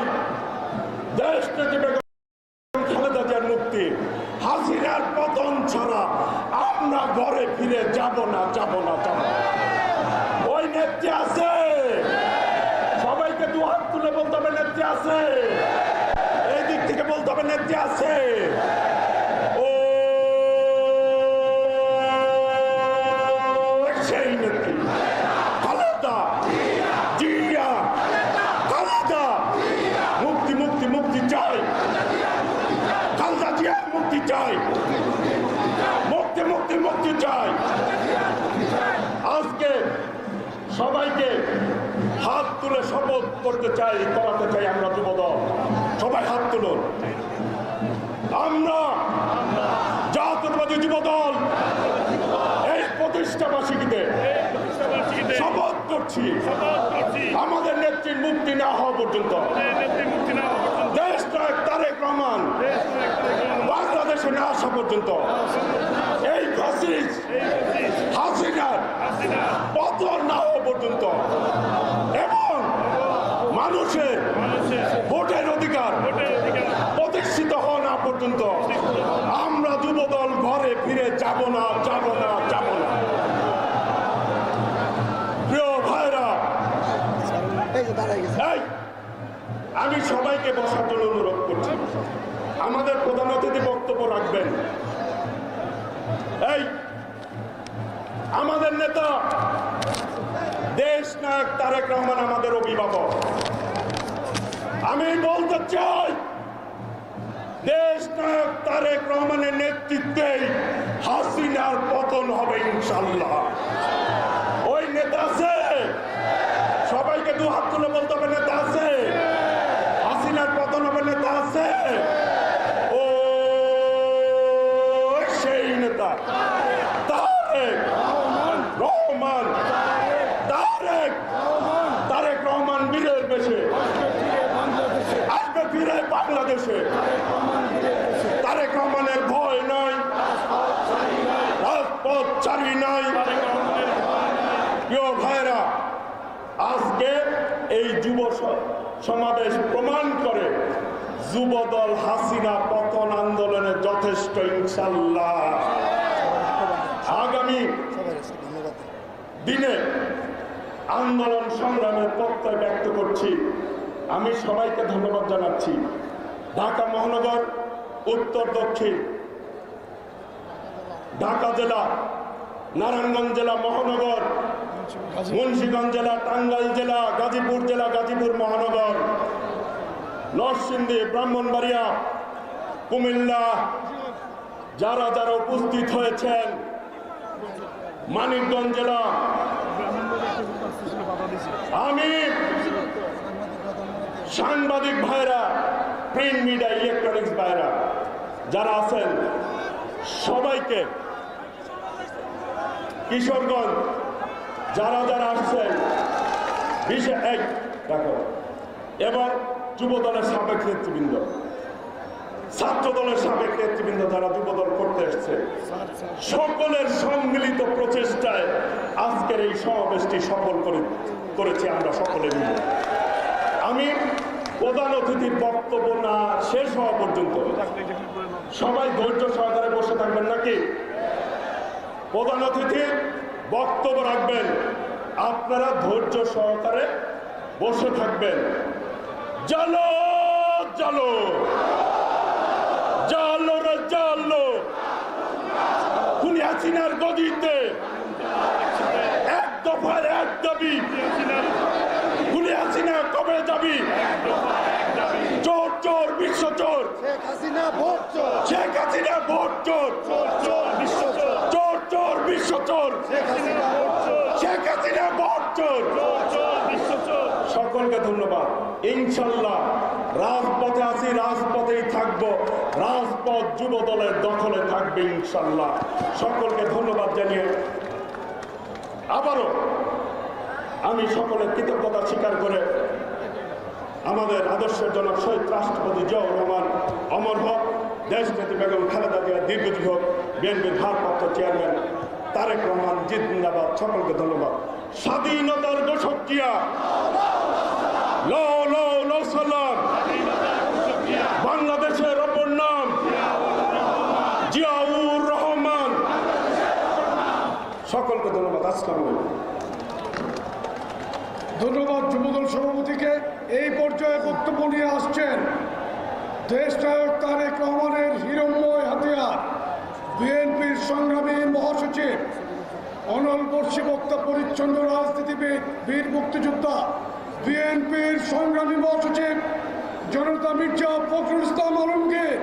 জনতা মির্জা ফখরুল ইসলাম আলমগীর। এই নেত্রী আছে, নেত্রী আছে। আর আজকে যুবদল প্রমাণ করতে হবে নেত্রী আছে। ওই বলো তো সেই নেত্রী খালেদা জিয়া, তারেক রহমান। মুক্তি মুক্তি মুক্তি চাই, তারেক রহমান বিলের বেশে। সকলকে ধন্যবাদ। না, আপনি সামনে আসেন। বিসমিল্লাহির রহমানির রহিম।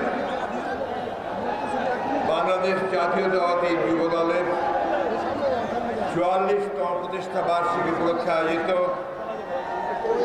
আজকের এই যুব সমাবেশের সভাপতি, যুব দলের সংগ্রামী সভাপতি, ছাত্র দলের সাবেক সভাপতি সুলতান সালাউদ্দিন টুকু, মঞ্চে উপস্থিত আছেন বাংলাদেশের রাজনীতির উজ্জ্বল নক্ষত্র এবং গণতান্ত্রিক আন্দোলনের অগ্রসৈনিক বাংলাদেশ জাতীয়তাবাদী যুব দলের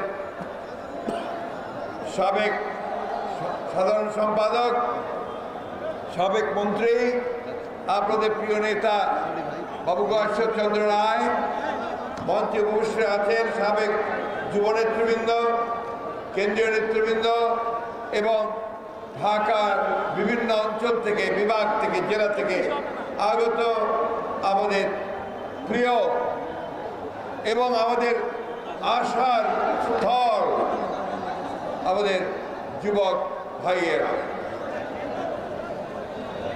আজকে এই সমাবেশ প্রমাণ করেছে যে বাংলাদেশের যুবকেরা এখন জেগে উঠছে।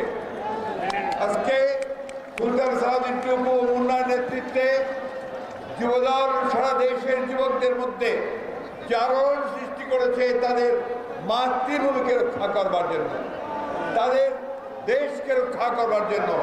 এবং আমাদের নেত্রী, যিনি সারা জীবন গণতন্ত্রের কথা বলেছেন, সেই মহান নেত্রী, মহিষী নারী এবং আমাদের গণতন্ত্রের আপসীন নেত্রী, দেশনেত্রী বেগম খালেদা জিয়ার মুক্তি, আমাদের ভারপ্রাপ্ত চেয়ারম্যান, আমাদের তরুণ প্রজন্মের আশা ভরসার স্থল, যার দিকে তাকিয়ে আছে সমগ্র বাংলাদেশ, যিনি আজকে সমগ্র বাংলাদেশের তরুণ সমাজকে স্বপ্ন দেখাচ্ছেন একটা গণতান্ত্রিক বাংলাদেশের, সুখী সমৃদ্ধ বাংলাদেশের সেই নেতা তারেক রহমান সাহেবের মুক্তির জন্য, তার ফিরে আসার জন্য আজকে এই সমাবেশ এখান থেকে এই ঘোষণা দিচ্ছে। বন্ধুগণ, এই লক্ষ যুবক তারা আজকে সমবেত হয়েছে এখানে শুধুমাত্র একটি লক্ষ্যে, যে তারা মুক্তি চায়, এই দেশের মানুষ মুক্তি চায়, গণতন্ত্রের মুক্তি চায়, দেশের খাদের মুক্তি চায়, তারেক রহমানকে নির্বাসন থেকে ফিরিয়ে দেশে ফিরিয়ে আনতে চায়। বন্ধুগণ, আজকে এই সরকার যারা নির্বাচিত নয়, যারা জোর করে রাষ্ট্রযন্ত্রকে ব্যবহার করে ক্ষমতা দখল করে বসে আছে, তারা বিগত 14 বছরে এই বাংলাদেশের সমস্ত সম্ভাবনাগুলোকে নষ্ট করেছে। তারা আমাদের দেশের সমস্ত প্রতিষ্ঠানগুলোকে ধ্বংস করেছে, তারা আমাদের অর্থনীতি ধ্বংস করেছে, তারা আমাদের রাজনীতি ধ্বংস করেছে, তারা আমাদের শিক্ষা ব্যবস্থা ধ্বংস করেছে, তারা আমাদের স্বাস্থ্য ব্যবস্থাকে ধ্বংস করে দিয়েছে। বন্ধুগণ, এই সরকার গণধিকৃত সরকার, গণবিরোধী সরকার, তারা আজকে এই অর্থনৈতিক সংকট যে তৈরি করেছে, সৃষ্টি হয়েছে, তার মূলে হচ্ছে এই সরকারের দুর্নীতি। বন্ধুগণ, এমন চুরি করেছে প্রতিটি ক্ষেত্রে এই 14 বছর ধরে এটা আজকে বাংলাদেশের অর্থনীতিকে পুরোপুরি ধ্বংসের দ্বার প্রান্তে নিয়ে গেছে। আমার যুবক ভাইরা এখানে আছে, চাকরি আছে, ব্যবসা আছে নাই। অত কি বলেছিল 2008 সালে নির্বাচনের পূর্বে বলেছিল না ঘরে ঘরে চাকরি দেব, চাকরি দিয়েছে? দেয়, আওয়ামী লীগের লোককে দেয়, আর 20 লক্ষ টাকা যদি ভোট দিতে পারে তাহলে চাকরি হয়। আজকে প্রধানমন্ত্রী পায়রা বন্দর উদ্বোধন করার একটা অনুষ্ঠান করেছেন ভার্চুয়ালি। এই পায়রা বন্দরের কথা বলতে গিয়ে তিনি বলেছেন আমাদের বিরোধীরা অর্থাৎ বিএনপি বলে যে রিজার্ভের টাকা কোথায় গেল। অবশ্যই আমরা জিজ্ঞেস করতে চাই যে রিজার্ভের টাকা কোথায় গেল। তিনি উত্তর দিয়েছেন রিজার্ভের টাকা চিবিয়ে খাওয়া হয়নি। চিবিয়ে তো খান নাই, গিলে ফেলেছেন। বন্ধুগণ, আজকে রিজার্ভের টাকা আপনি গিলে ফেলেছেন। বলেছেন পায়রা বন্দরে খরচ করা হয়েছে। পায়রা বন্দরে খরচ করার জন্য রিজার্ভের টাকা না, রিজার্ভের টাকা হচ্ছে যে আপনার আমদানি, আপনি যে সমস্ত বাইরে থেকে আমদানি করবেন তার আপনি সেই টাকা ডলার দিয়ে পরিশোধ করবেন। আপনার রিজার্ভের টাকা হচ্ছে যে দেশের যখন অর্থনৈতিক ক্রাইসিস দেখা দেবে তখন আপনি সেই ক্রাইসিস দেখা করবেন। আর পায়রা বন্দর, অর্থনীতিবিদরা বলছেন, বিশেষজ্ঞরা বলছেন এই পায়রা বন্দর কার্যকর হতে পারে না। কারণ যে নাব্যতা দরকার, তার এখানে যে জাহাজ ভিতরে আসার জন্য যে পানির গভীরতা দরকার, সেই গভীরতা সেখানে নাই। কি করেছেন? তার জন্য এখন সুপার ড্রেজার লাগিয়েছেন। সুপার ড্রেজার আরো 6,500 টাকা খরচ করে ওখানে আবার চুরির ব্যবস্থা করে আপনার সেখানে আবার সুপার ড্রেজার লাগিয়েছেন। বন্ধুগণ, আপনার ওয়াজুল কাদের সাহেব বলছেন যে 3টা সমাবেশ করেই নাকি আমরা মনে করছি যে আমরা ক্ষমতায় চলে যাচ্ছি। আমরা 3টা সমাবেশ করেই ক্ষমতায় চলে যাচ্ছি বলে মনে করছি না। আমরা মনে করছি যে 3টা সমাবেশ করেই আপনাদের এত কম্পন শুরু হয়েছে, কাঁপাকাঁপি শুরু হয়েছে যে আপনারা এখন ওই সমাবেশগুলো বন্ধ করবার জন্য আপনারা সমস্ত বাস পরিবহন ধর্মঘট করছেন। লজ্জা করেন আপনাদের, কি নির্লজ্জ আপনারা, কি কাপুরুষ আপনারা যে বিরোধী দলের শান্তিপূর্ণ সমাবেশকে বন্ধ করার জন্য আপনারা আপনাদের পেটুয়া সেই সমস্ত ইউনিয়নকে দিয়ে ধর্মঘট দেখাচ্ছেন। ধর্মঘটের ঘটনাটা দেখেন, চট্টগ্রামে ধর্মঘট দিয়েছে, ময়মনসিংহে ধর্মঘট দিয়েছে, খুলনায় ধর্মঘট দিয়েছে। কিন্তু সেই ধর্মঘট দিয়ে কি এই গণতান্ত্রিক আমি মানুষকে আটকে রাখতে পেরেছে? পারেনি বন্ধুগণ। তারা হেঁটে, পায়ে হেঁটে বিভিন্নভাবে তাদের যে দাবি, সেই দাবি জানাতে তারা সেই সব সমাবেশ উপস্থিত হয়েছে। দেখেন, বরিশালে ধর্মঘট দিয়েছে, 5 দিন আগে ঘোষণা দিয়েছে। কেন? যাতে সমাবেশকে বন্ধ করা যায়। রংপুরের ধর্মঘট দিয়েছে বাস শ্রমিককে দিয়ে। কেন? যেন আপনার সে রংপুরের সমাবেশকে বন্ধ করা যায়। আমি বাস মালিকদেরকে বলতে চাই, আমার শ্রমিক ভাইদেরকে বলতে চাই, আপনারা সবসময় জনগণের সেবা করেন, আপনারা জনগণের সঙ্গে বরাবরই ছিলেন। আজকে আপনার চালের দাম 10 টাকা থেকে 90 টাকা হয়েছে। আজকে ডালের দাম বেড়েছে, ডিমের দাম 135 টাকা হয়েছে, চিনির দাম বেড়েছে। আপনার বাচ্চাকে আপনি একটা ডিম পর্যন্ত দিতে পারেন না। তাহলে কার ইঙ্গিতে, কাদেরকে সহায়তা করতে আপনার এই ভয়ঙ্কর ভয়াবহ ফ্যাসিস্ট শক্তি যারা আপনার সমস্ত কিছু কেড়ে নিয়ে যাচ্ছে, অর্জন করে নিয়ে যাচ্ছে, তাদেরকে সাহায্য করার জন্য আপনারা এই কাজটা করবেন না। বন্ধুগণ, জনগণের সঙ্গে থাকুন, জনগণের ভোগান্তি করবেন না। ওই সময় যাদের অসুখ হয়, অসুস্থ হয়, তারা অ্যাম্বুলেন্সে রোগী নিয়ে যেতে পারে না। ওই সময় যাদের কাজ থাকে তারা কাজে যেতে পারে না। আমরা দেখেছি খুলনায় মানুষকে কি নিদারুণ কষ্ট হয়েছে, মানুষের একটা রিক্সা পড়তে পারে না। সেখানে কি আপনারা দেখেছেন যে একটা রিক্সাওয়ালা, একটা রিক্সা পুলার, সে নিজে প্যাসেঞ্জার নিয়ে পৌঁছে দিয়েছে আপনার সমাবেশ স্থলে সারাদিন। কেন? তার হৃদয়ে যে আকুতি, তার হৃদয়ের যে আবেগ যে আমরা এই সরকারের পতন চাই, এই সরকারকে ফেলে দিতে হবে। বন্ধুগণ, আপনার যুব দলের সৈনিক, আপনাদের ভাই নারায়ণগঞ্জের শাওন, মুন্সিগঞ্জে আমাদের শাওন, তাদের বুকের তাজা রক্ত ঢেলে দিয়েছে। বন্ধুগণ, আমাদের জাহাঙ্গীর আজকে সারা মুখ যে বিকৃত হয়ে গেছে যুব দলের। এই ফ্যাসিবাদ আওয়ামী লীগের বিরুদ্ধে সংগ্রাম করতে গিয়ে আপনাদের যুব দলের অনেকের প্রাণ গেছে, অনেকের আপনার পঙ্গু হয়ে গেছেন, অনেকের আপনার বাড়ি ঘর সব বিনষ্ট হয়ে গেছে, অনেকে দেশেও ঘুরে যেতে পারেন না, গ্রামে ঘুরে যেতে পারেন না, অনেকে এখানে রিক্সা চালান, হকারি করেন। এই ঘটনা ঘটে দাঁড়িয়েছে, মোটর সাইকেল বাইক চালান। বন্ধুগণ, আমি মুন্সিগঞ্জের শাওনের স্ত্রী তার বাচ্চাকে নিয়ে এসেছিল। আমাদের দলের ভারপ্রাপ্ত চেয়ারম্যান তারেক রহমান সাহেব, তিনি তাদের পরিবারকে সাহায্য করার জন্য ডেকেছিলেন। সেইখানে শাওনের স্ত্রী তার 8 মাসের বাচ্চা, ফুটফুটে একটা বাচ্চাকে নিয়ে বসেছিল সামনে। কি অসহায় দৃষ্টি তার স্ত্রী! তিনি একটা ভবিষ্যৎ চিন্তা করছিলেন যে এই বাচ্চাটাকে তিনি কি করে মানুষ করবেন। আজকে নুরে আলম আমাদের ছাত্র নেতা, তার মেয়ে 4 বছর বয়স, সেই একইভাবে সে বসেছিল সেখানে। তার স্ত্রী জানে না তার এই বাচ্চাটাকে কি করে মানুষ করবে। বন্ধুগণ, এই আওয়ামী লীগের সরকার, শেখ হাসিনার অনির্বাচিত অবৈধ সরকার, তারা আজকে গুলি করে আমাদেরকে দমন করতে চায়। তারা আজকে আমাদের অত্যাচার করে, নির্যাতন করে দমন করতে চায়। তারা কি পারবে দমন করতে? বন্ধুগণ, এই দেশের মানুষটা করতে দেবে?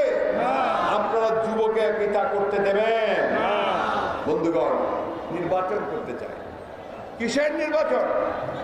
এই দেশে কোনো গণতন্ত্র নেই, এই দেশে নির্বাচন নেই। নির্বাচন ব্যবস্থাটাই আওয়ামী লীগ ধ্বংস করে দিয়েছে। নির্বাচন কমিশন করেছে, যাকে ডিসিএসপিরাই মানে না এবং তারা নির্বাচন করতে পারে না। বন্ধু, সুতরাং নির্বাচনের প্রশ্ন উঠতে পারে না। আমরা খুব স্পষ্টভাবে বলেছি যে সবার আগে হাসিনাকে পদত্যাগ করতে হবে, তার সরকারকে পদত্যাগ করতে হবে, সংসদ বিলুপ্ত করে দিতে হবে এবং একটা তত্ত্বাবধায়ক সরকারের হাতে ক্ষমতা দিয়ে দিতে হবে। বন্ধুগণ, খুব পরিষ্কার কথা যে নিরপেক্ষ তত্ত্বাবধায়ক সরকারের হাতে ক্ষমতা না দিলে এখানে কোনো নির্বাচন হবে না। আর নতুন নির্বাচন কমিশন গঠন করতে হবে। সেই নির্বাচন কমিশনের মাধ্যমে তখন আবার নতুন করে এই দেশের মানুষ তারা তাদের ভোটের অধিকার প্রয়োগ করবে, তারা তাদের প্রতিনিধি নির্বাচন করবে। তাই বন্ধুগণ, বক্তব্য বাড়াবো না। আমাদের সামনে এখন অনেক কঠিন সময়, আমাদের সামনে এখন অনেক পরীক্ষা, আমাদের সামনে এখন অনেক যুদ্ধ। আজকে এই যে চেয়ারটা খালি রেখেছে আমাদের দেশনেত্রী বেগম খালেদা জিয়ার জন্য, আরেকটা চেয়ার আছে আমাদের ভারপ্রাপ্ত চেয়ারম্যান তারেক রহমানের জন্য। বন্ধুগণ, আমাদের নেত্রী দেশনেত্রী বেগম খালেদা জিয়া তার সারাটা জীবন তিনি সংগ্রাম করেছেন, লড়াই করেছেন এই গণতন্ত্রের জন্য। এখনো এই অসুস্থ শরীর নিয়ে তিনি তার গৃহে বন্দী হয়ে আছেন। বন্ধুগণ, আমাদের নেতা তারেক রহমান, যাকে নির্যাতন করে, নিপীড়ন করে, মিথ্যা মামলার সাজা দিয়ে তাকে দেশ ছেড়ে চলে যেতে বাধ্য করেছে, তিনি নির্বাসিত অবস্থায় আছেন। 35 লক্ষ মানুষের বিরুদ্ধে মিথ্যা মামলা, অসংখ্য নেতা কর্মীকে হত্যা করেছে, গুম করেছে। বন্ধুগণ, কেন? এতই যদি খেলতে চাও, বলে কি খেলা হবে? কিসের খেলা হবে? কিসের খেলা? খেলেছিল মানুষের ভাগ্য নিয়ে, 18 কোটি মানুষের ভাগ্য নিয়ে খেলেছ। এই দেশের মানুষের যুবকদেরকে নিয়ে, ছাত্রদেরকে নিয়ে খেলেছে, এই দেশের মানুষ মহিলাদেরকে, নারীদের নিয়ে। খেলা হয় না। খেলা তখনই হয় যখন সে লেভেল প্লেইং ফিল্ড থাকে। খেলা তখন হবে যখন পদত্যাগ করবে সরকার থেকে এবং তার মধ্যবর্তী একটা তত্ত্বাবধায়ক সরকার যখন আপনার দায়িত্ব নেবে, তখনই সেই নির্বাচনের খেলা হবে।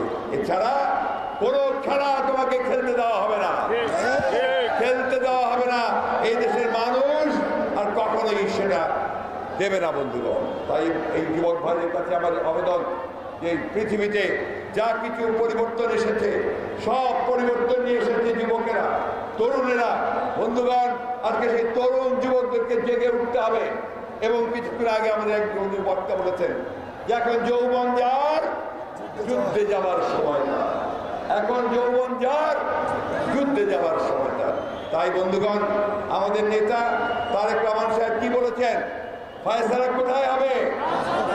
ফয়সালা হবে কোন পথে? ফয়সালা হবে কোন পথে? কি বলেছেন? Take back, take back, take back. কোন বাংলাদেশ? যে বাংলাদেশ গণতান্ত্রিক বাংলাদেশ হবে, যে বাংলাদেশ স্বপ্ন দেখেছিলেন এবং যুদ্ধ ঘোষণা করেছিলেন আমাদের শহীদ প্রেসিডেন্ট জিয়া রহমান সাহেব, যে বাংলাদেশ একটা গণতান্ত্রিক সুখী সমৃদ্ধ মাথা উঁচু করে দাঁড়াবার বাংলাদেশ হবে। বন্ধুগণ, আসুন সেই লক্ষ্যে আমরা সেই আন্দোলন সংগ্রাম যুদ্ধে ঝাঁপিয়ে পড়ি আমাদের দেশকে মুক্ত করার জন্য। সবাইকে ধন্যবাদ, যুবদলকে ধন্যবাদ, তারা আজকে অত্যন্ত অত্যন্ত সুন্দর একটা আপনার এই কিছু না এই নেত্রী আছে, এই নেত্রী আছে, ওই বলো তো সেই নেত্রী খালেদা জিয়া। আপনাদের সকলকে ধন্যবাদ। সবাই ঐক্যবদ্ধ থেকে আপনারা আন্দোলন করবেন, সেটাই হচ্ছে আমাদের আপনাদের কাছে আশা। আসসালামু আলাইকুম, খোদা হাফেজ। বাংলাদেশ জিন্দাবাদ, বাংলাদেশ জাতীয়তাবাদী যুবদল জিন্দাবাদ, শহীদ জিয়া মরো, দেশের জিন্দাবাদ।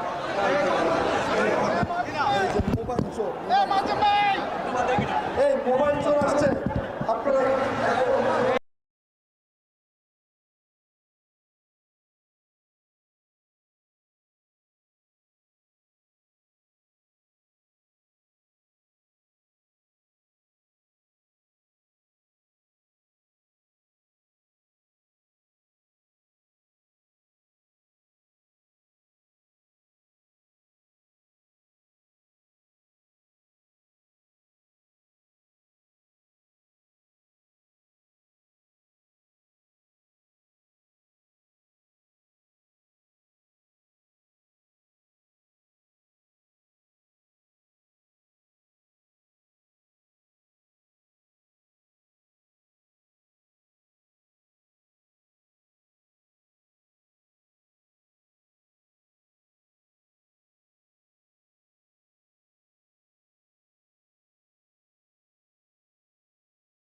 ছাত্রলীগ যুবলীগের গুন্ডারা হাকিস্টিক রামদা ক্রিস অস্ত্র নিয়ে বিরোধী দলের উপর হামলা করছে, আর তারা কি বসে বসে আঙ্গুল চুষবে? তারা কি রক্তে মাংসে করা মানুষ না?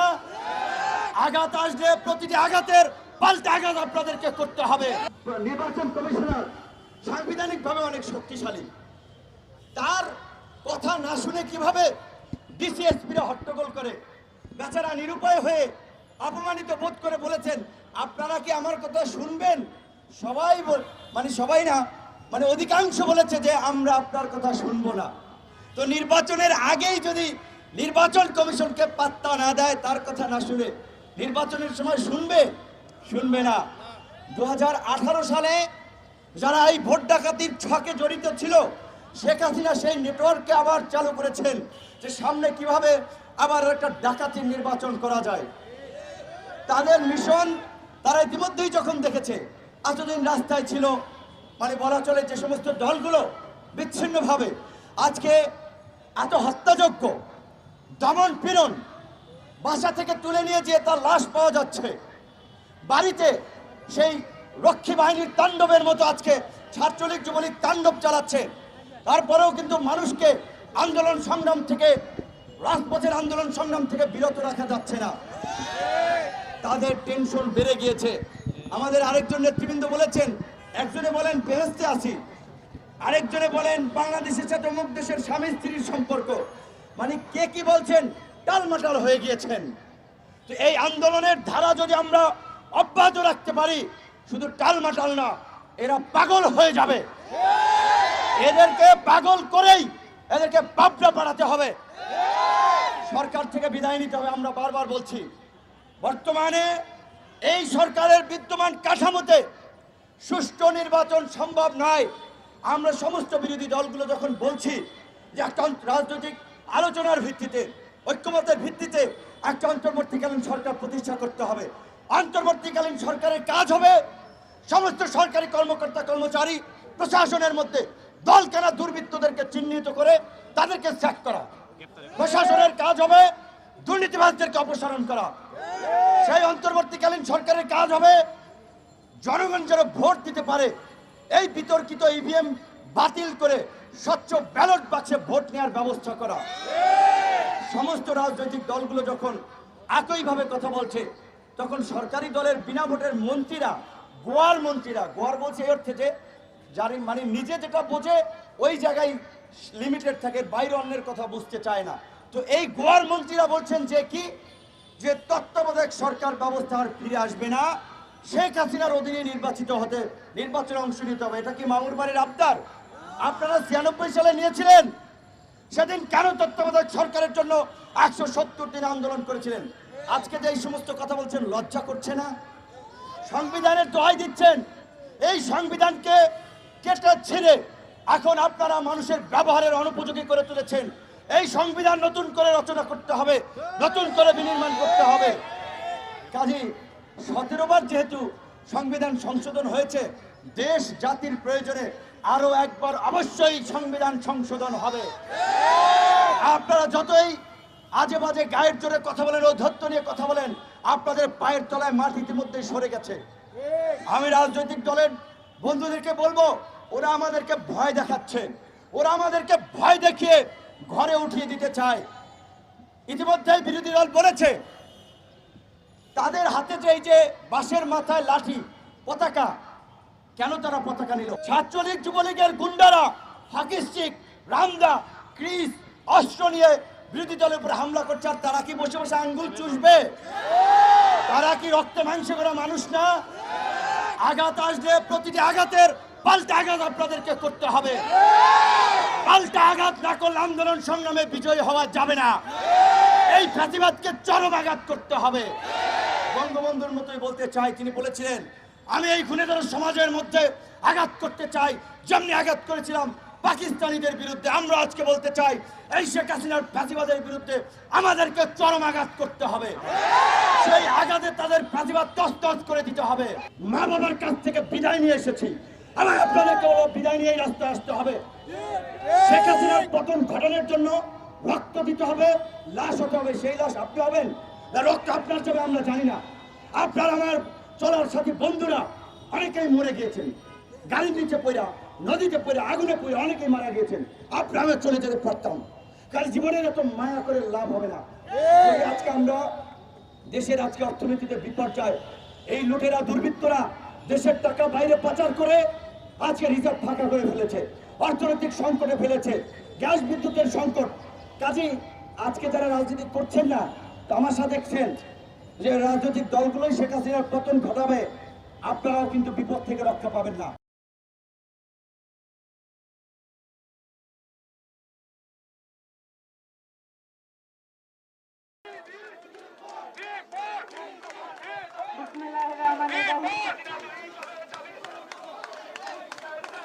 তেল, গ্যাস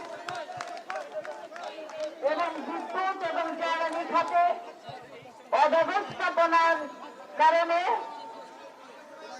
আজকে লাগামহীন যে লোডশেডিং হচ্ছে, তার প্রতিবাদে ঢাকা জেলা বিএনপি কর্তৃক আয়োজিত আজকের এই বিক্ষোভ সমাবেশের সংগ্রামী সভাপতি, ঢাকা জেলা বিএনপির সবার আশুলিয়া থেকে বারবার নির্বাচিত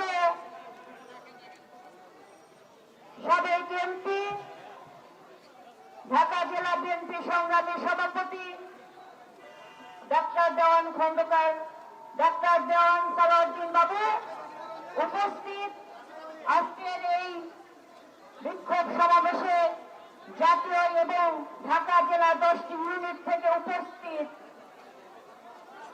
ঢাকা জেলার বিএনপি সংগ্রামী নেতৃবৃন্দ সবাইকে আমি বিপ্লবী সালাম এবং শুভেচ্ছা জানাচ্ছি। সংগ্রামী সাথী ভাই ও বোনেরা, বর্তমান একটি অবৈধ সরকার রাষ্ট্র পরিচালনা করছে। এই সরকার দিনের ভোট চুরি করে, রাতের অন্ধকারে জনগণের গণতান্ত্রিক অধিকার, সাংবিধানিক অধিকারকে হরণ করে জবরদখল পাথরের মতো আজকে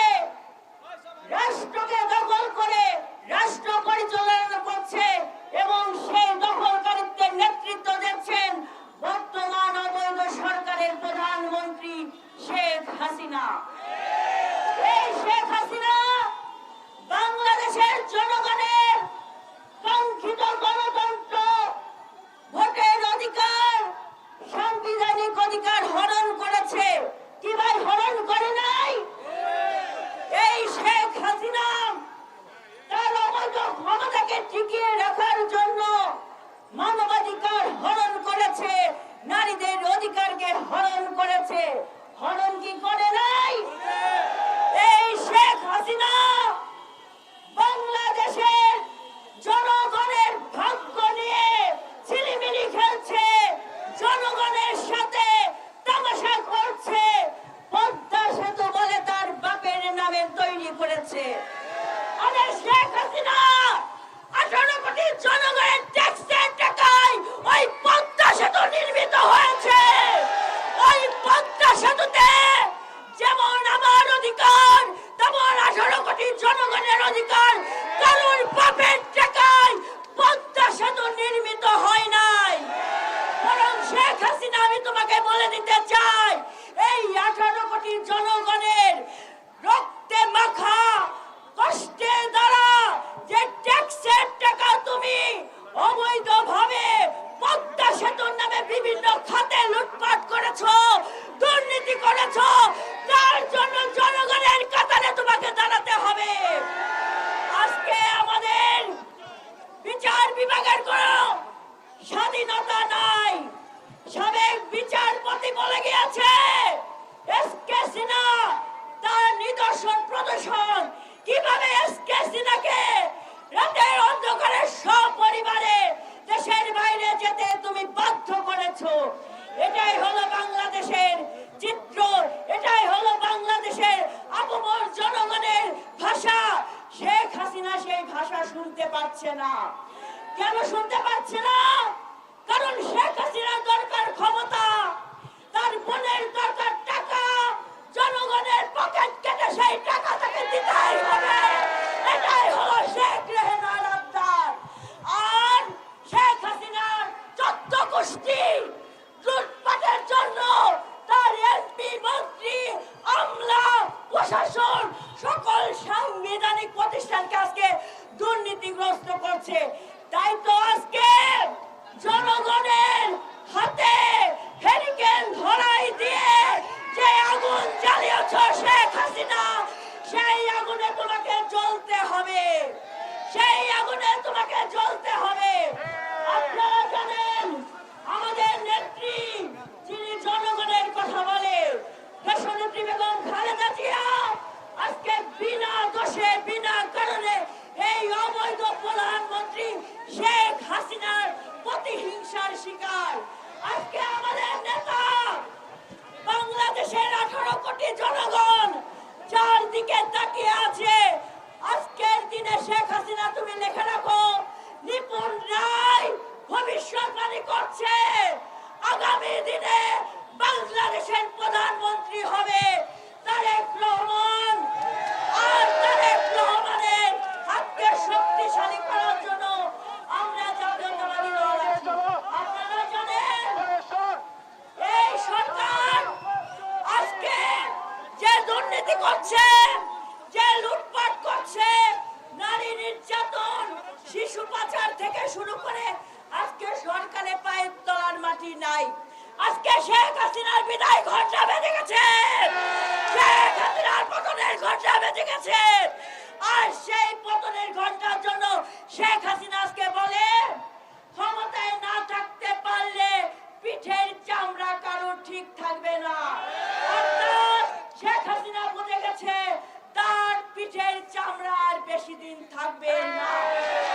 আমরা আপনার গণভবন দখল করে আপনার বাড়িতে চা খেতে যাব না। ওই গণভবনে থেকে আপনি আপনার অবৈধ টাকা পয়সা সহ সকল কিছু ধরে আজকে আপনি টুকলা বাঁধুন। আপনার এই অবৈধ এমপি, মন্ত্রী সহ ওই পদ্মা সেতুতে নিয়ে বাংলাদেশের জনগণ আপনাকে টুস করে পানিতে ফেলে দেওয়ার জন্য প্রস্তুত। এই সে টুস করে ফেলে দেওয়া সরকারের পতন ঘটিয়ে বাংলাদেশের জনগণের সরকার প্রতিষ্ঠিত হবে, সকল সমস্যার সমাধান হবে। তাই আজকে এক দফায় এক দাবি, এক দফায় এক দাবি, শেখ হাসিনা তুই কবে যাবি? তাই শেখ হাসিনার পতনের জন্য আপনারা প্রস্তুত হন।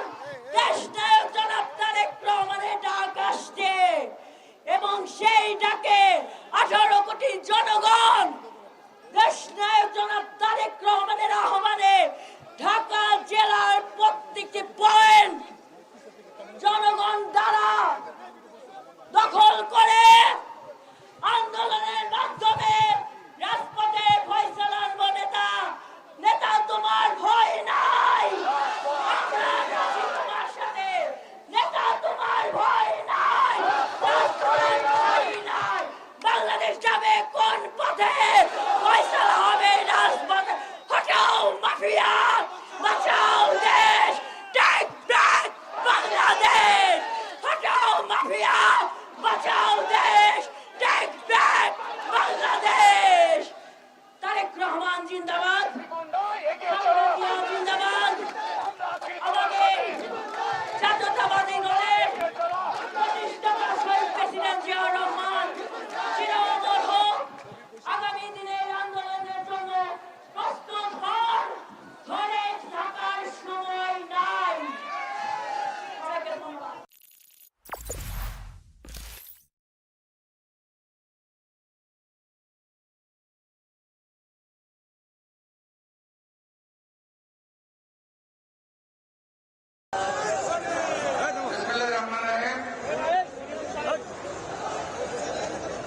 আজকের এই প্রতিবাদ সভার সভাপতি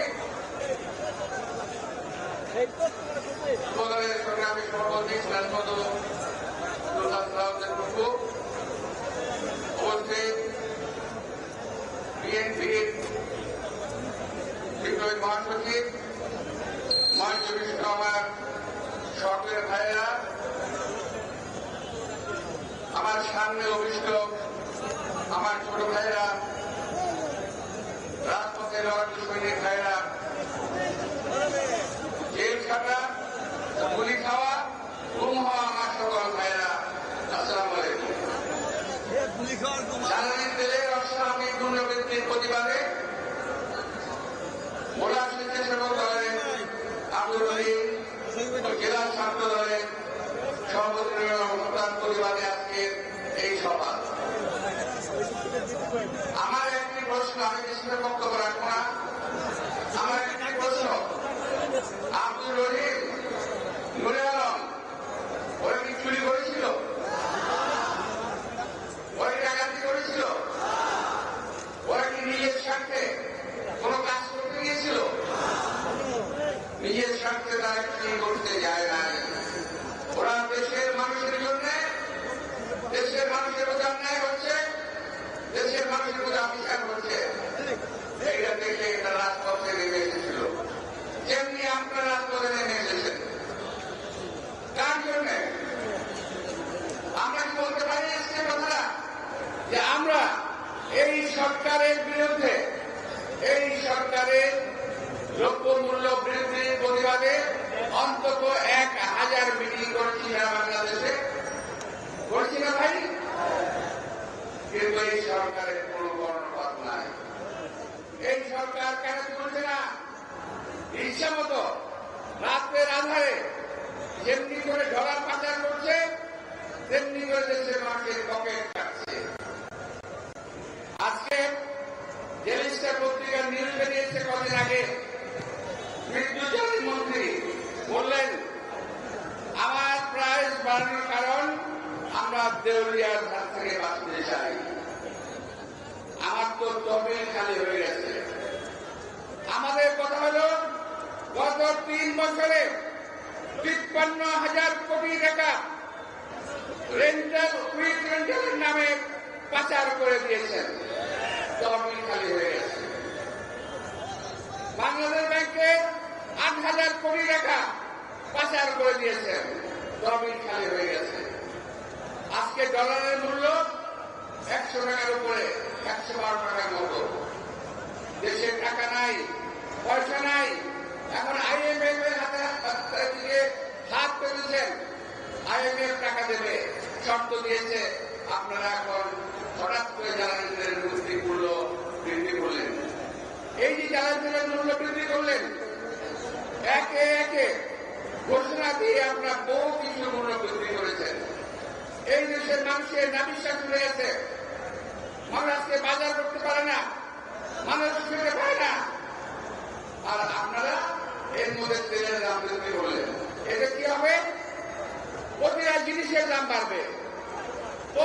জিনিসের দাম বাড়বে, এই দেশের মানুষ এই ভাগ ফেলতে পারবে না। প্রিয় ভাইরা, আজকে তাই আপনারা যেখানে রাস্তা এসেছেন, রহিম নুরে আলম রাস্তা নেমে গেছিল, গুলি খেতে হয়েছে। আমি দেখেছি তাদের সোশ্যাল মিডিয়ায় চলে গেছি কিভাবে গুলি করেছে, কিভাবে গুলি করেছে। এইভাবে একজন মানুষকে একজন মানুষ গুলি করতে পারে না। আমি বলতে চাই, যারা গুলি করছেন আপনারা কারা? আপনার গভর্নমেন্টের রেশন ভোগী কর্মকর্তা, কিন্তু আপনাদের কি আত্মীয় স্বজন নাই?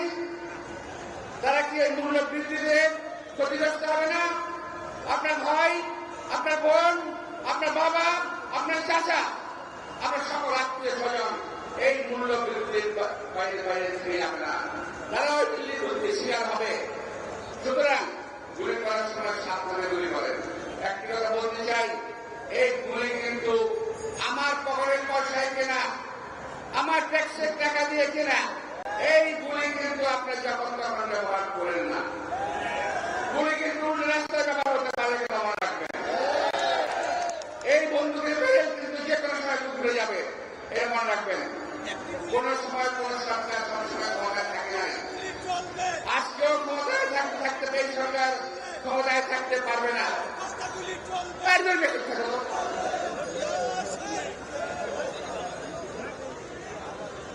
এই সরকার ক্ষমতায় টিকে থাকতে পারবে না। ব্যাপারটা সময়ের মাত্র। সময় যদি বিএনপি শক্তভাবে রাস্তায় দাঁড়িয়ে যায়, এই সরকার এক মিনিট ক্ষমতায় টিকে থাকতে পারবে না। আজকে সামনে যারা আছেন, আমাদের সামনে যারা আছেন, তাদের উদ্দেশ্যে বলতে চাই।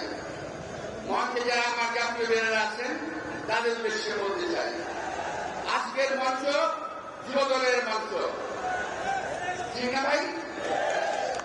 আমি যুবদলের সভাপতি ছিলাম, বয়সরায় সাধারণ সম্পাদক ছিল, আলাল ভাইস প্রেসিডেন্ট ছিল, পরবর্তীতে সভাপতি হয়েছিল না?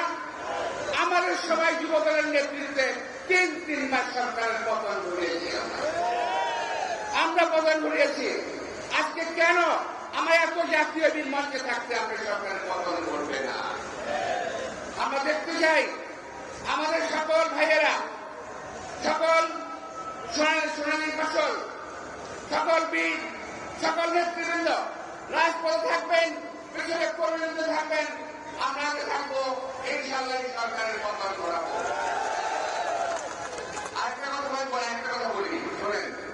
আমাদের সীমানা নির্ধারিত হয়ে গেছে, মনে হয় মাননীয় মহাসচিব দৃষ্টি আকর্ষণ করছি। আমাদের সীমানা আটকে গেছে প্রেস ক্লাব, বিএনপি অফিস।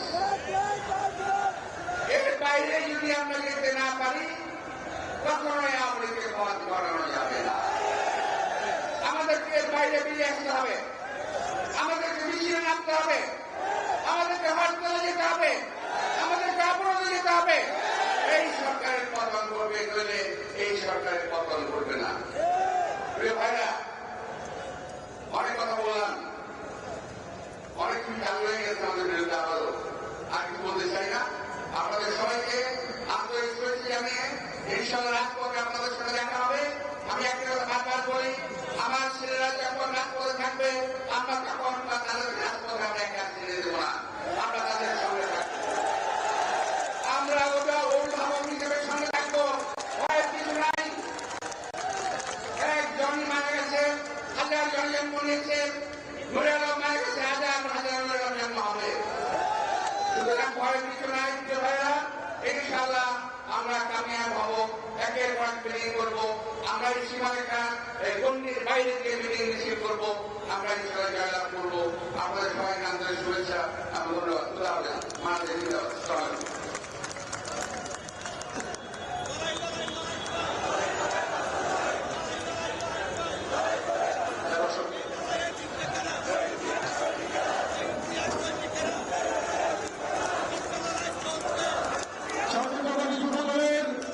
আজকের এই বিক্ষোভ সমাবেশে যুবদলের বিভিন্ন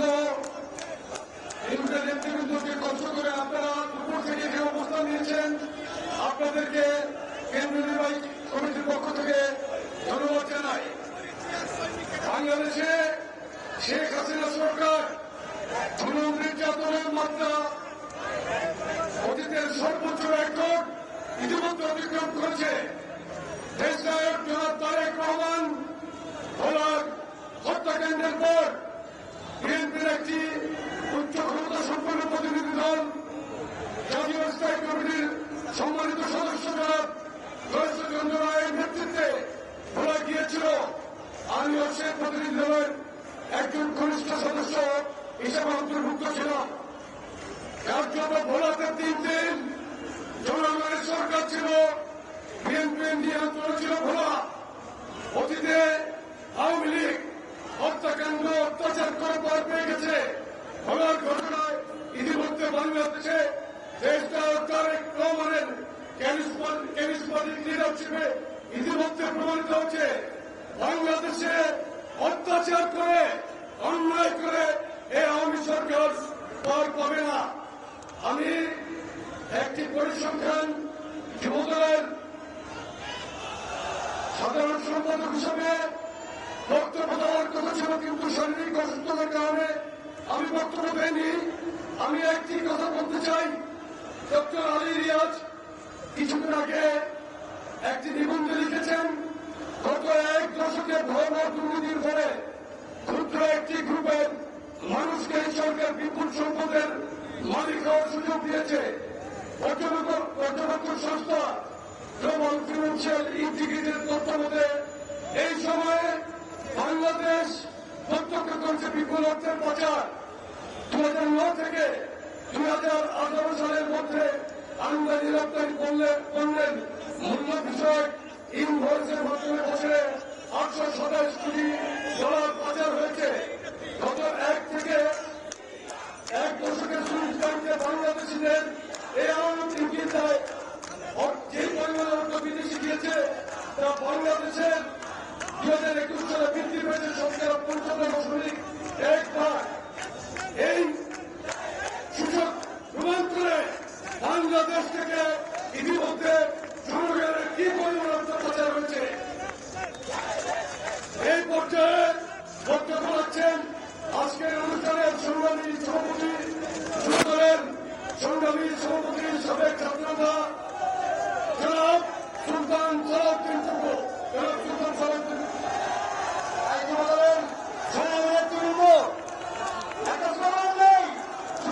সভাপতি বক্তৃতার আগে উত্তর, দক্ষিণ, পূর্ব, পশ্চিম নেত্রী আছে, আরো বলতে হবে নেত্রী আছে।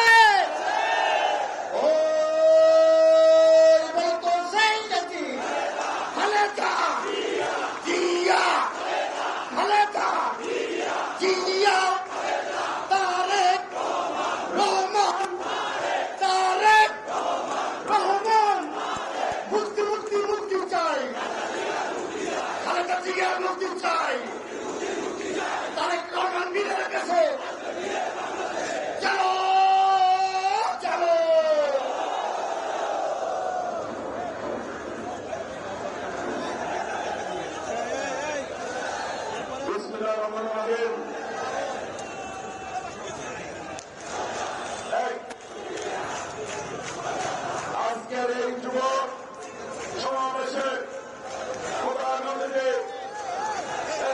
বেগম খালেদা জিয়ার বিশ্বস্ত সহযোগী সাবেক মন্ত্রী কেন্দ্রের বিপ্লবী মহাসচিব জনতা মির্জা ফখরুল ইসলাম আলমগীর, বিশেষ অতিথি যুবদলের সাবেক সফল সভাপতি ঢাকা সাবেক মেয়র বীর মুক্তিযোদ্ধা মির্জা আব্বাস,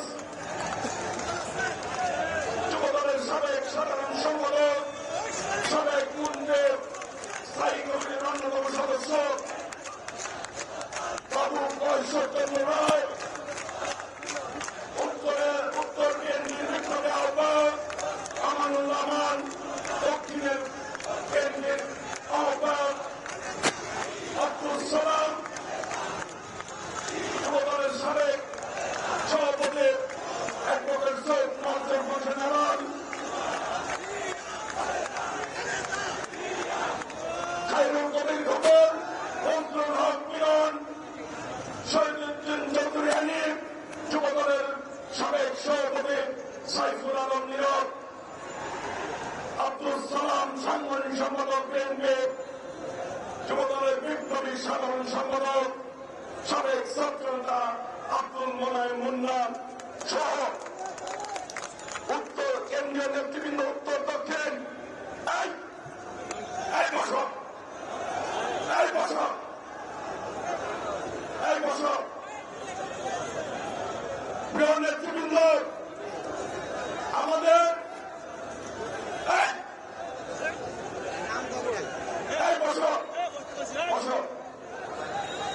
প্রিয় নেতৃবৃন্দ, আমাদের সাবেক নেতৃবৃন্দ, সাবেক সভাপতি আব্বাস ভাই বক্তৃতা দিয়েছেন,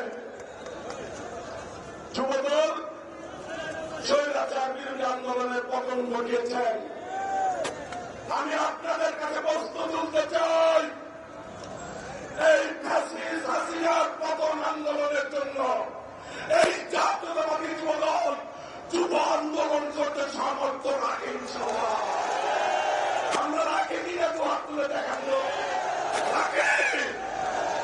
আমরা ইনশাআল্লাহ তারেক রহমানের নেতৃত্বে হাসিনার পতন আন্দোলন ইনশাআল্লাহ যুব আন্দোলনের মধ্যেই ঘটাবো ইনশাআল্লাহ।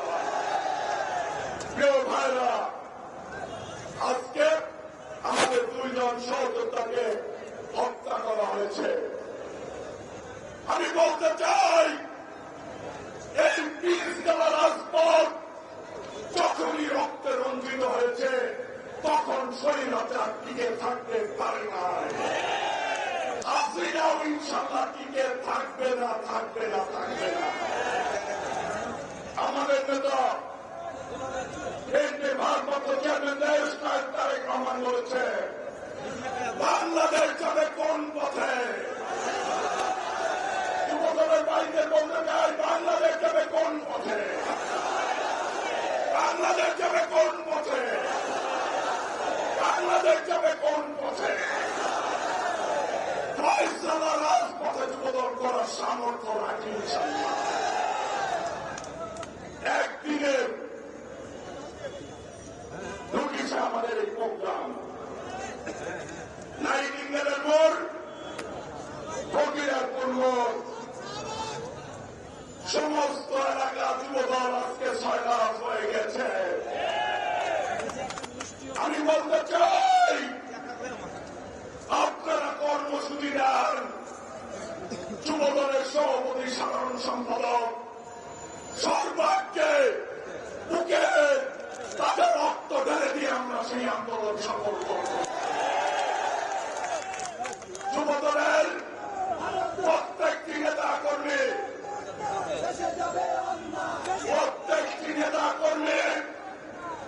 রাজপথে রক্ত দেওয়ার জন্য প্রস্তুত হয়েছে নাকি? হাত তুলে দেখিয়ে দেন, প্রস্তুত আছে আমরা ইনশাআল্লাহ এই রাজপথে হাসিনার পতন ঘটানোর জন্য সকলেই রক্ত দেওয়ার জন্য প্রস্তুত হয়েছি ইনশাআল্লাহ। আমরা পিছপা হব না। আমরা কথা দিচ্ছি সাক্ষী রেখে, আমরা জাতীয়তাবাদী যুবদল দেশ নায়ক তারেক রহমানের নেতৃত্বে হাসিনা বিরোধী আন্দোলনে আমরা পিছপা হব না। আজকে বলতে চাই, শেখ হাসিনা দুর্নীতি করে বেগম পল্লী বানিয়েছেন কানাডায়, আর এখন রিজার্ভ টান করেছে, এখন জনগণের পকেট কাটা শুরু করেছেন, দাম বাড়িয়েছেন। সেই বিদ্যুতের দাবিতে কর্মসূচি ছিল, সেই কর্মসূচিতে শান্তিপূর্ণ কর্মসূচিতে গুলি করে হত্যা করা হয়েছে। পুলিশ বাহিনীর উদ্দেশ্যে বলতে চাই, এই বাংলাদেশের মধ্যেই আপনাদের ঠিকানা, এখানে আপনাদের বাড়িঘর, আপনাদেরও সন্তান আছে, খেয়াল রাখবেন। আপনার ঘরের থেকেই আপনাদের বিরুদ্ধে প্রতিরোধ করে তুলবে ইনশাআল্লাহ। কারণ বাজারে জিনিসপত্রের দাম বেড়েছে, পুলিশ, আওয়ামী লীগ, সাংবাদিক, পেশাজীবী বিএনপি মনে কিন্তু দাম বাড়ায় নাই। সকলের ঘাড়ে ঋণের বোঝা চাপিয়েছে শেখ হাসিনা। আমাদের রক্তে কামে অর্জিত টাকা লঙ্ঘন করতে চায়। প্রত্যেকটি হিসাব জিয়ার সৈনিকরা ইনশাল্লাহ নিবে। প্রিয় ভাইরা, আমরা স্বাধীনতার ঘোষক শহীদ রাষ্ট্রপতি জিয়াউর রহমানের দল করি। আমরা 9 বছর আন্দোলন সংগ্রামে গণতন্ত্র উপহার দিয়েছে দেশনীতি বেগম খালেদা জিয়ার দল করি। আমরা শহীদ রাষ্ট্রপতি জিয়াউর রহমানের 14 দেশনায়ক তারেক রহমানের সৈনিক। যেভাবে স্বাধীনতা হয়েছে, যেভাবে 90-এর গণ আন্দোলন হয়েছে, এবার ইনশাআল্লাহ 22-এর আন্দোলনে তারেক রহমানের নেতৃত্ব হবে। ওই হাসিনা যা পালিয়ে যাবে নেত্রী আছে, দুহাত তুলে সবাইকে ধরতে হবে নেত্রী আছে। হাসিনা পালিয়ে যাবে নেত্রী আছে, ও সেই নেত্রী খালেদা জিয়া, খালেদা জিয়া। মুক্তি মুক্তি মুক্তি চাই, খালেদা জিয়ার মুক্তি চাই, মুক্তি মুক্তি মুক্তি চাই। খালেদা জিয়ার মুক্তি হলেই গণতন্ত্রের মুক্তি হবে, হাসিনার পতন হবে ইনশাআল্লাহ। হাসিনার পতন হবে নেতা আছে, হাসিনা পালিয়ে যাবে নেতা আছে, ওই বাংলাদেশের গণতন্ত্র পুনরুদ্ধার হবে নেতা আছে, ও সেই নেতা তারেক রহমান। তারেক রহমান, তারেক রহমান বীরের দেশে আসবে, বীরের বাংলাদেশে তারেক রহমান বীরের দেশে। চলো চলো চলো রে চলো, চলো চলো চলো চলো। দফা এক দাবি এক, দফা এক দাবি এক, ভুলে হাসিনার পদত্যাগ। এক দফা এক দাবি, ভুলে হাসিনা কবে দাবি। আমরা জাতীয় নেতৃত্বের উদ্দেশ্যে বলতে চাই, বাংলাদেশের মানুষ এখন একটি দাবিতে ঐক্যবদ্ধ হয়েছে। সকল দাবি বাদ দিয়ে হাসিনার পতন আন্দোলন দিলেই সকল সমস্যার সমাধান হবে। নাকি কাজে হাসিনা পতন আন্দোলনে ইনশাল্লাহ আমরা ঐক্যবদ্ধভাবে জাতীয়তাবাদী যুবদল যে কোনো কর্মসূচিতে আমরা সর্বাগ্রে থাকবো, এই আশা এই প্রত্যয় ব্যক্ত করে সকলকে ধন্যবাদ জানিয়ে প্রধান অতিথি বক্তব্য দিবে, সবাই ধৈর্য সহকারে শুনবেন। সাংবাদিক ভাইরা, প্রিন্ট মিডিয়া, ইলেকট্রনিক্স মিডিয়া যারা উপস্থিত রয়েছে, সবাইকে জাতীয়তাবাদী যুবদলের পক্ষ থেকে আন্তরিকভাবে ধন্যবাদ মোবারকবাদ জানিয়ে যারা অতিথি হিসাবে আসছেন সবাইকে করতালি দিয়ে ধন্যবাদ জানানোর অনুরোধ জানাচ্ছি। অনুরোধ জানিয়ে আমি আমার বক্তব্য শেষ করছি। কথা বলেন বাংলাদেশ জিন্দাবাদ, দেশ নেতা বেগম খালেদা জিয়া জিন্দাবাদ, বিএনপির ভারপ্রাপ্ত চেয়ারম্যান দেশ নায়ক তারেক রহমান জিন্দাবাদ। সকলকে ধন্যবাদ। আসসালামু আলাইকুম ওয়া রাহমাতুল্লাহ।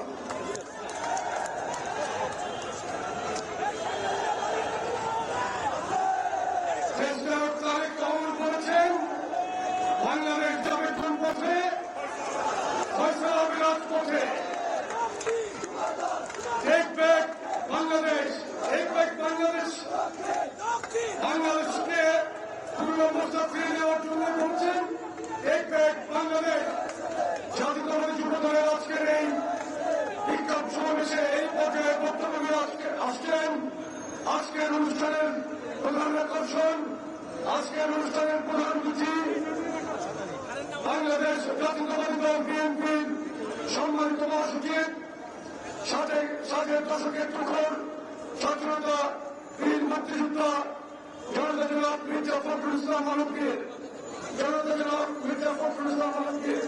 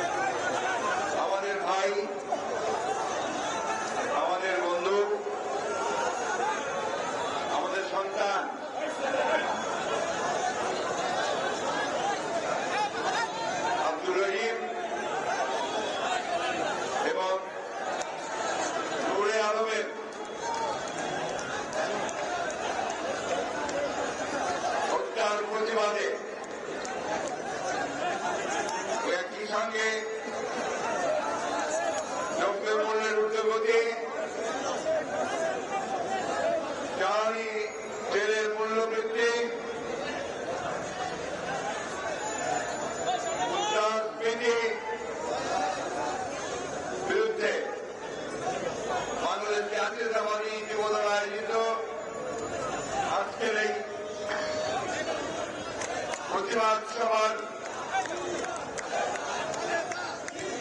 সংগ্রামী সভাপতি বাংলাদেশ জাতীয়তাবাদী যুবদলের সংগ্রামী সভাপতি রাজপথের পরীক্ষিত নেতা সুলতান সালাউদ্দিন টুকু, এই সময় উপস্থিত আছেন বাংলাদেশ জাতীয়তাবাদী দলের জাতীয় স্থায়ী কমিটির সদস্যবৃন্দ, যুবদলের কেন্দ্রীয় নেতৃবৃন্দ, বিএনপির কেন্দ্রীয় নেতৃবৃন্দ, আসসালামু আলাইকুম। বন্ধুগণ, আপনারা অনেকক্ষণ ধরে বক্তব্য শুনেছেন। এখন আর বক্তব্যের সময় খুব নেই। এখন আমাদের কাজের সময়। আমরা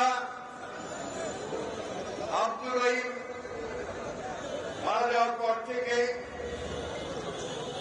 শহীদ হওয়ার পর থেকে, এরপরে নুরে আলম শহীদ হওয়ার পর থেকেই আমরা ক্রমাগত আন্দোলন করছি, আমরা প্রতিবাদ করছি, সভা করছি, সমাবেশ করছি। আমাদের অনেক ছেলেরা মিছিল করছে, মিছিল হচ্ছে এবং প্রতিবাদ চরম সীমায় গিয়ে পৌঁছেছে। বন্ধুগণ, গতকাল ঢাকায় একটা অত্যন্ত শান্তিপূর্ণ প্রতিবাদ সমাবেশ, অল্প লোকের প্রতিবাদ সমাবেশে বামপন্থী ছাত্রদের সেখানেও পুলিশ নির্মমভাবে আক্রমণ করেছে, তাদেরকে আহত করেছে। সারা দেশে এই অত্যাচার, নির্যাতন, নিপীড়ন চালিয়েই এই সরকার দীর্ঘদিন ক্ষমতায় টিকে আছে। তারা শুধুমাত্র আমাদের ভাই আব্দুর রহিম বা নুরে আলমকে হত্যা করেনি, তারা বিগত 15 বছরে আমাদের 600-র অধিক উপরে নেতা কর্মীকে তারা গুম করেছে, সহস্রাধিক নেতা কর্মীকে হত্যা করেছে এবং 35 লক্ষর উপরে বেশি আমাদের রাজনৈতিক নেতা কর্মীদেরকে মিথ্যা মামলা দিয়ে তারা হয়রানি করেছে। সর্বোপরি আমাদের নেতা, আমাদের নেত্রী, এই দেশের মানুষের আশা আকাঙ্ক্ষার স্থল, শান্ত সমাজের প্রতি দেশনেত্রী বেগম খালেদা জিয়াকে মিথ্যা মামলা দিয়ে তারা অসুস্থ অবস্থায় আটক করে রেখেছে। আমাদের নেতা, তিনি শুধু 8,000 মাইল দূর থেকে আমাদেরকে সম্মিলিত করবার কাজ চালিয়ে যাচ্ছেন। এদেশের মানুষের যে আশা আকাঙ্ক্ষা, তাকে বাস্তবে রূপ দেওয়ার জন্য কাজ করছেন। আমাদের সেই নেতা তারেক রহমান সাহেব, সাহেবকে তারা মিথ্যা মামলা দিয়ে নির্বাসিত করে রেখেছেন। বন্ধুগণ, এদের বিকল্প কোনো পথ নেই। ক্ষমতায় থাকতে হলে তাদেরকে এইভাবেই অত্যাচার, নির্যাতন, হত্যা, গুম, খুনের মধ্য দিয়ে মিথ্যা মামলা দিয়ে টিকে থাকতে হবে। আর সেই জন্যই তারা এই পথ নিয়েছে। আমরা আজকে এই যুব সমাবেশের মধ্য দিয়ে এটা প্রমাণিত হয়েছে যে এটা আর তাদের দিন পুড়ে এসেছে, তাদের পক্ষে আর সম্ভব হবে না। বাংলাদেশের যুবক সমাজ জেগে উঠেছে। আমরা বিশ্বাস করি যুবকদের এই আত্মত্যাগের মধ্য দিয়ে, যারা এখন যুদ্ধে যাওয়ার সময়, তাদের আত্মত্যাগের মধ্য দিয়ে, তাদের আন্দোলনের মধ্য দিয়ে, দুর্বল বড় আন্দোলনের মধ্য দিয়ে এই দেশকে আবার তারা মুক্ত করবে ইনশাআল্লাহ। বন্ধুগণ, আমরা যখন যুবক ছিলাম, আমরা তখন লড়াই করেছি, আমরা যুদ্ধ করেছি, যুদ্ধ করে স্বাধীনতা নিয়ে এসেছি, লড়াই করে গণতন্ত্রকে ফিরিয়ে এনেছি। এখন যারা যুবক আছেন, আপনাদের সময় এসেছে সেই যৌবনের শক্তি দিয়ে আমরা এই ভয়াবহ দানবীয় সরকারকে পরাজিত করে সত্যিকার অর্থেই গণতন্ত্রের সরকার প্রতিষ্ঠা করবেন। এই সরকার টিকে আছে শুধু মিথ্যার উপরে, এই সরকার টিকে আছে মানুষকে প্রতারণা করে। আজকে যে জ্বালানি তেলের সংকট, অর্থনৈতিক সংকট, আজকে লোডশেডিং, বিদ্যুতের সংকট, সব কিছুর মূলে হচ্ছে এই সরকারের দুর্নীতি, চরম দুর্নীতি। বন্ধুগণ, আপনারা দেখেছেন কুইন্টেল পাওয়ার প্ল্যান্টের নামে তারা কিভাবে হাজার হাজার কোটি টাকা লুট করেছে এবং সেটা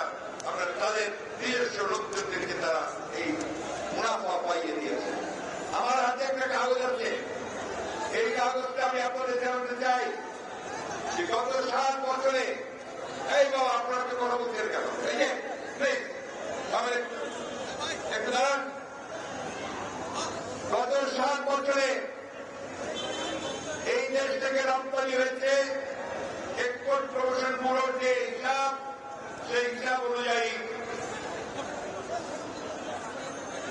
$270.81 বিলিয়ন, $270.81 বিলিয়ন। বাংলাদেশ ব্যাংকে তার হিসাব আছে $239.96 বিলিয়ন। বাকি $3.40 বিলিয়ন কোথায় গেল? তাকে জাতি জানতে চায় যে $3.40 কোথায় গেল। বন্ধুগণ, এটা একটা বিরাট একটা সুমঙ্গলের বাকি, বিরাট একটা ডাকাতি এবং লুটের একটা চিত্র।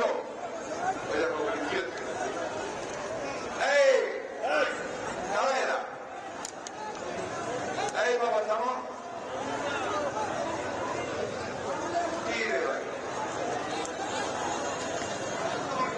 বন্ধুগণ, আমরা বক্তব্য শেষ করতে চাই। এই লুট এবং চুরি শুরু হয়েছে, এই লুট এবং চুরি করে এই দেশকে তারা পোকা করে দিয়েছে। আওয়ামী লীগকে জবাব দিতে হবে, এই সরকারকে জবাব দিতে হবে জনগণের কাছে। আজকে বাংলাদেশের বর্তমান যে অর্থনৈতিক সংকট, বাংলাদেশকে আজকে দেউলিয়ার দিকে যাচ্ছে, বাংলাদেশকে আজকে যে জ্বালানি সংকট শুরু হয়েছে, যে বিদ্যুতের সংকট শুরু হয়েছে, জনগণের যে অর্থনৈতিক সংকট শুরু হয়েছে, তার জন্য সম্পূর্ণভাবে তাই এই আমাদের সরকার তাদেরকে তার জবাব দিতে হবে। বন্ধুগণ, আমরা এই অন্যায়ের প্রতিবাদে, জ্বালানি তেলের মূল্য বৃদ্ধির প্রতিবাদে এবং সেই সঙ্গে আমাদের দ্রব্যমূল্য বৃদ্ধির প্রতিবাদে আমরা আগামী 11ই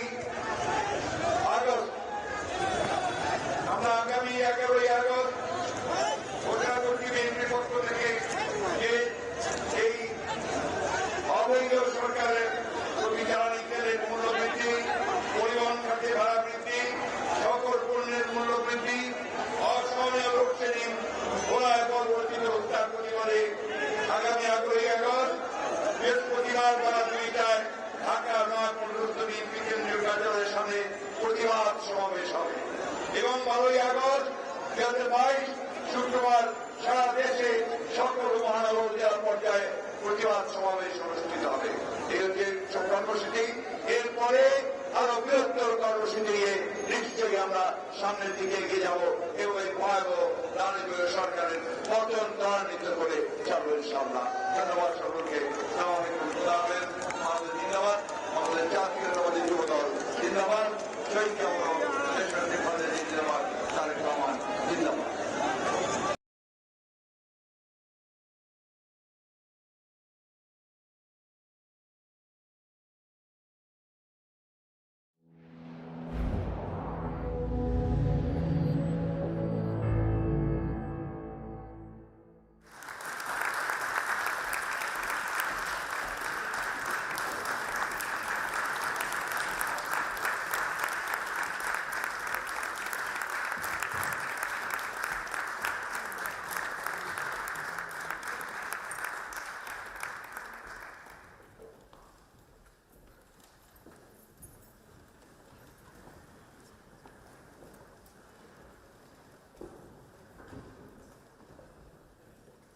Please sit down. Thank you.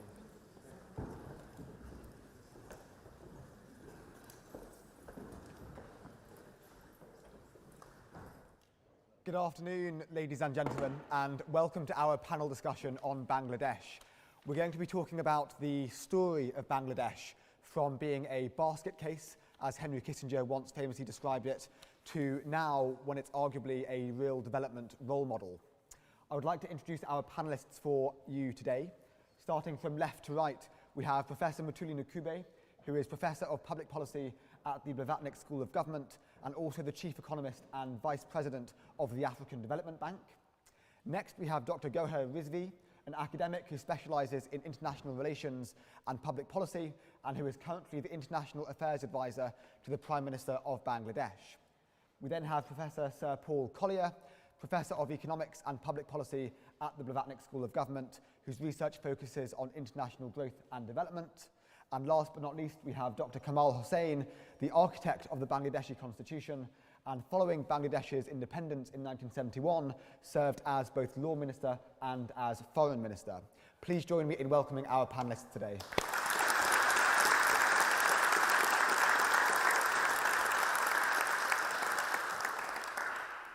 This event is in partnership with the Oxford University Bangladesh Society. So before we get started, I would like to invite the President, Mohammed Abir Hassan, to say a few words.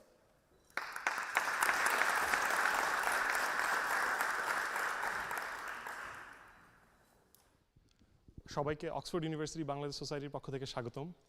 Welcome on behalf of Oxford University Bangladesh Society. It's an absolute honor and privilege from our society. When Bangladesh was born in 1971, we had one of the lowest per capita GDP in the world. And Henry Kissinger dismissed Bangladesh saying that it's a basket case. Thankfully, the people of Bangladesh did not take too long to prove Mr. Kissinger wrong. In 2015, according to the World Bank, Bangladesh crossed the threshold for lower middle income country.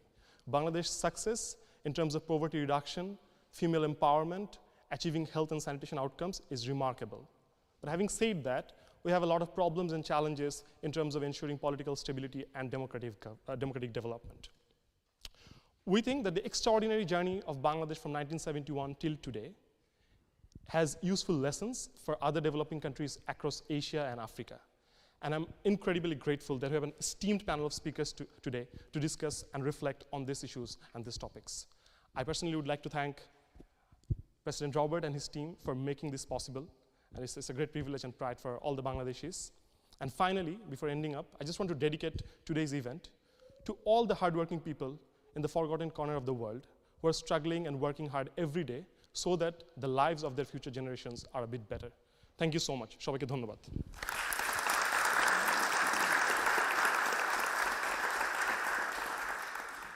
Thank you, Mohammed. So before we open the discussion up to the audience, I'm going to start off with a few questions for our panellists. And Dr. Hussain, starting with the liberation movement in 1971 and the drafting of Bangladesh's first constitution, you've played a really key role in the extraordinary journey of Bangladesh. Looking back, how would you describe that journey from 1971 right up until today? Thank you very much, Robert.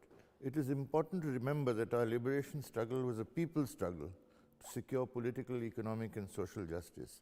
Upon liberation, people who were powerless subjects became empowered citizens and agents of change.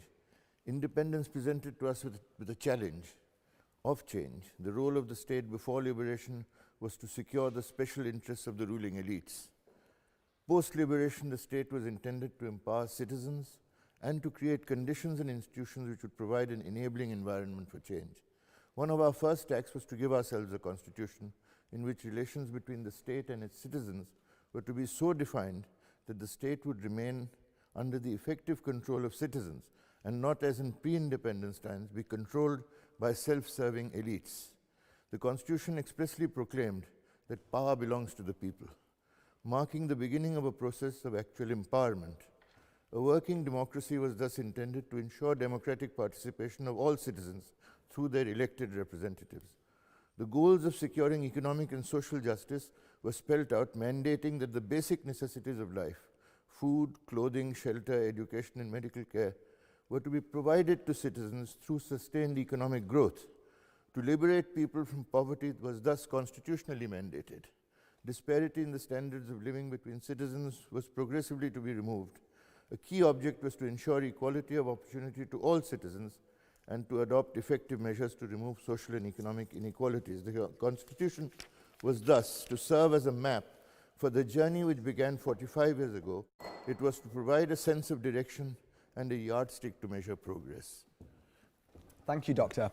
And Professor Nkube, Bangladesh's achievements in poverty reduction, female empowerment, and other social indicators are really quite phenomenal compared to other similar developing countries. The poverty rate has been reduced from 57% in 1990 to 25.6% in 2014. Life expectancy is now 4 years longer than in India. Infant mortality has more than halved between 1990 and 2010. What do you think are the reasons behind this incredible success? Bangladesh has done some incredible work in enacting the right policies that have ensured this kind of progress that you have spelled out. It has met some of the tough MDG targets that have been set for it and set for the world. It's been really impressive. There's something very interesting that has happened in Bangladesh in the last 10 years. It's about how Bangladesh has harnessed what you call the demographic dividend. Basically, the demographic dividend happens when the share of older parts of the population rises faster than the share of those who are being born. So the dependency ratio moves the right way. But that's the beginning of the story. What you have to do as a country then is to invest in people, in their skills, and then move them into sectors of higher productivity. That's what Bangladesh has done. So the other thing that has happened is a typical, let me call it a exploitation, if not taking advantage of the neighborhood effect. Or what you find is that Bangladesh has created a lot of manufacturing jobs in the last 10 years. In fact, the share of the manufacturing sector in the economy has grown from something like 14% 10 years ago to about 22% now. That's remarkable. And it has created a lot of jobs, manufacturing sector jobs. So it's not just about, social protection in the form of access to finance, the Grameenphone story that you all know about, or the BRAC program, which is broader. It's about creating manufacturing sector jobs and making sure that they take advantage of the neighborhood effect. There are still challenges, naturally, around infrastructure investment, on the political front, dealing with climate change from time to time, but really it's about taking advantage of that demographic dividend and structural transformation, becoming a factory to the world in the same way as China did. And this is a lesson for Africa, in fact. Thank you. And Dr. Rizvi, would you agree? Do you think that development has been primarily driven by the smart public policy decisions of the government, or do you think it's been mainly driven by NGOs and private actors? No, there's absolutely no doubt that NGOs have played a remarkable role. And the fact that NGOs have played a remarkable role also reflects the policy choices that the government made. I mean, there is no question, absolutely no question, that ultimately the success that Bangladesh has enjoyed, and I'm glad people have already put on the table the facts so that one doesn't have to rehearse it. Policy choices at the end of the day do matter. And Bangladesh realized very early in the day that governance of the society today is collaboratively produced. It is just not government's job. Government is a major player, but other societal forces, the market, the civil society organizations, NGOs, all play a role, and we made them a partner in our development endeavor.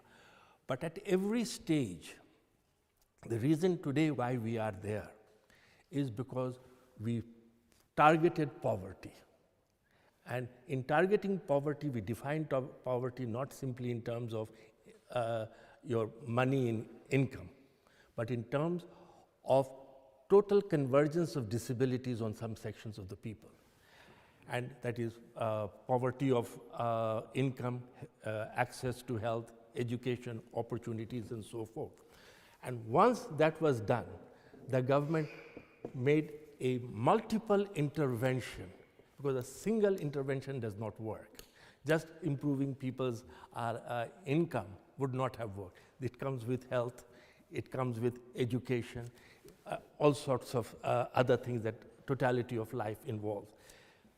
And because the government was successfully able to do it, that Bangladesh is today showing that result. I'm almost tempted to refer to this. A couple of weeks ago, there was an interesting article in The Economist which finally did concede all the good things that are happening. But it ended up by saying these things have happened despite the government. No, it did not. Government policy choices are very important, and policy prescription is also very important. And Professor Sir Paul, many developing countries in Africa and in Asia were in very similar conditions to Bangladesh in the 1980s and the 1990s. What do you think made Bangladesh the exception in terms of its reduction of extreme poverty rates and its improvement in all the other social indicators that we've mentioned so far? Yeah, I think of Bangladesh in a way as a sort of the antithesis of Saudi Arabia. Saudi Arabia got huge amounts of money from oil. That meant that any activity as humble as manufacturing or anything like that was completely uncompetitive. And so it didn't happen. And because of that, there were no jobs for the most humble people in the society, namely young women. And because there are no jobs for young women, the balance of gender power remained heavily skewed.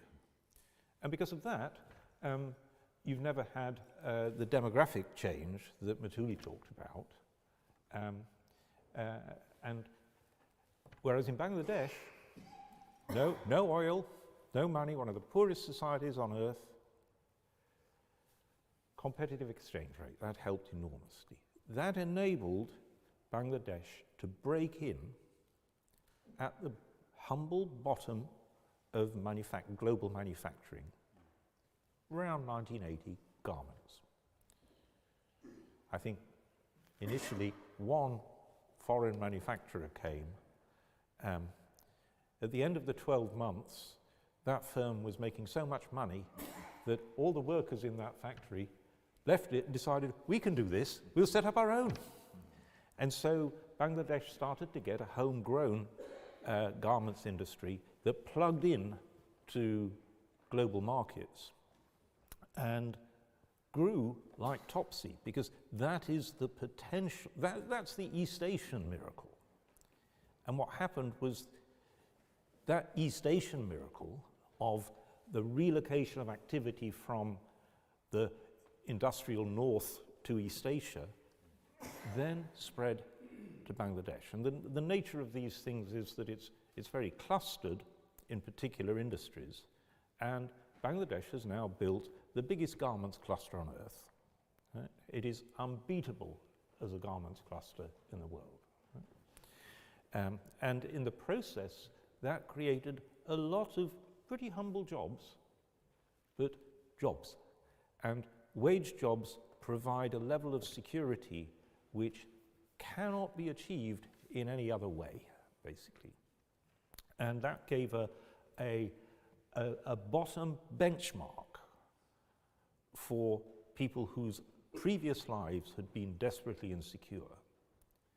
And that improved the bargaining position of women in households. And that then led to a social revolution, which is exemplified and amplified by what Brack and Grameen did, but is demonstrated in what Matuli said, that women took the key decision into their own hands and said, we're going to reduce our fertility rate. And that then produced this huge demographic dividend. And the remarkable thing about Bangladesh, which is very unusual, is that the social impact has been bigger than the economic growth. And that's because the economic growth has been amplified by the shift in gender power.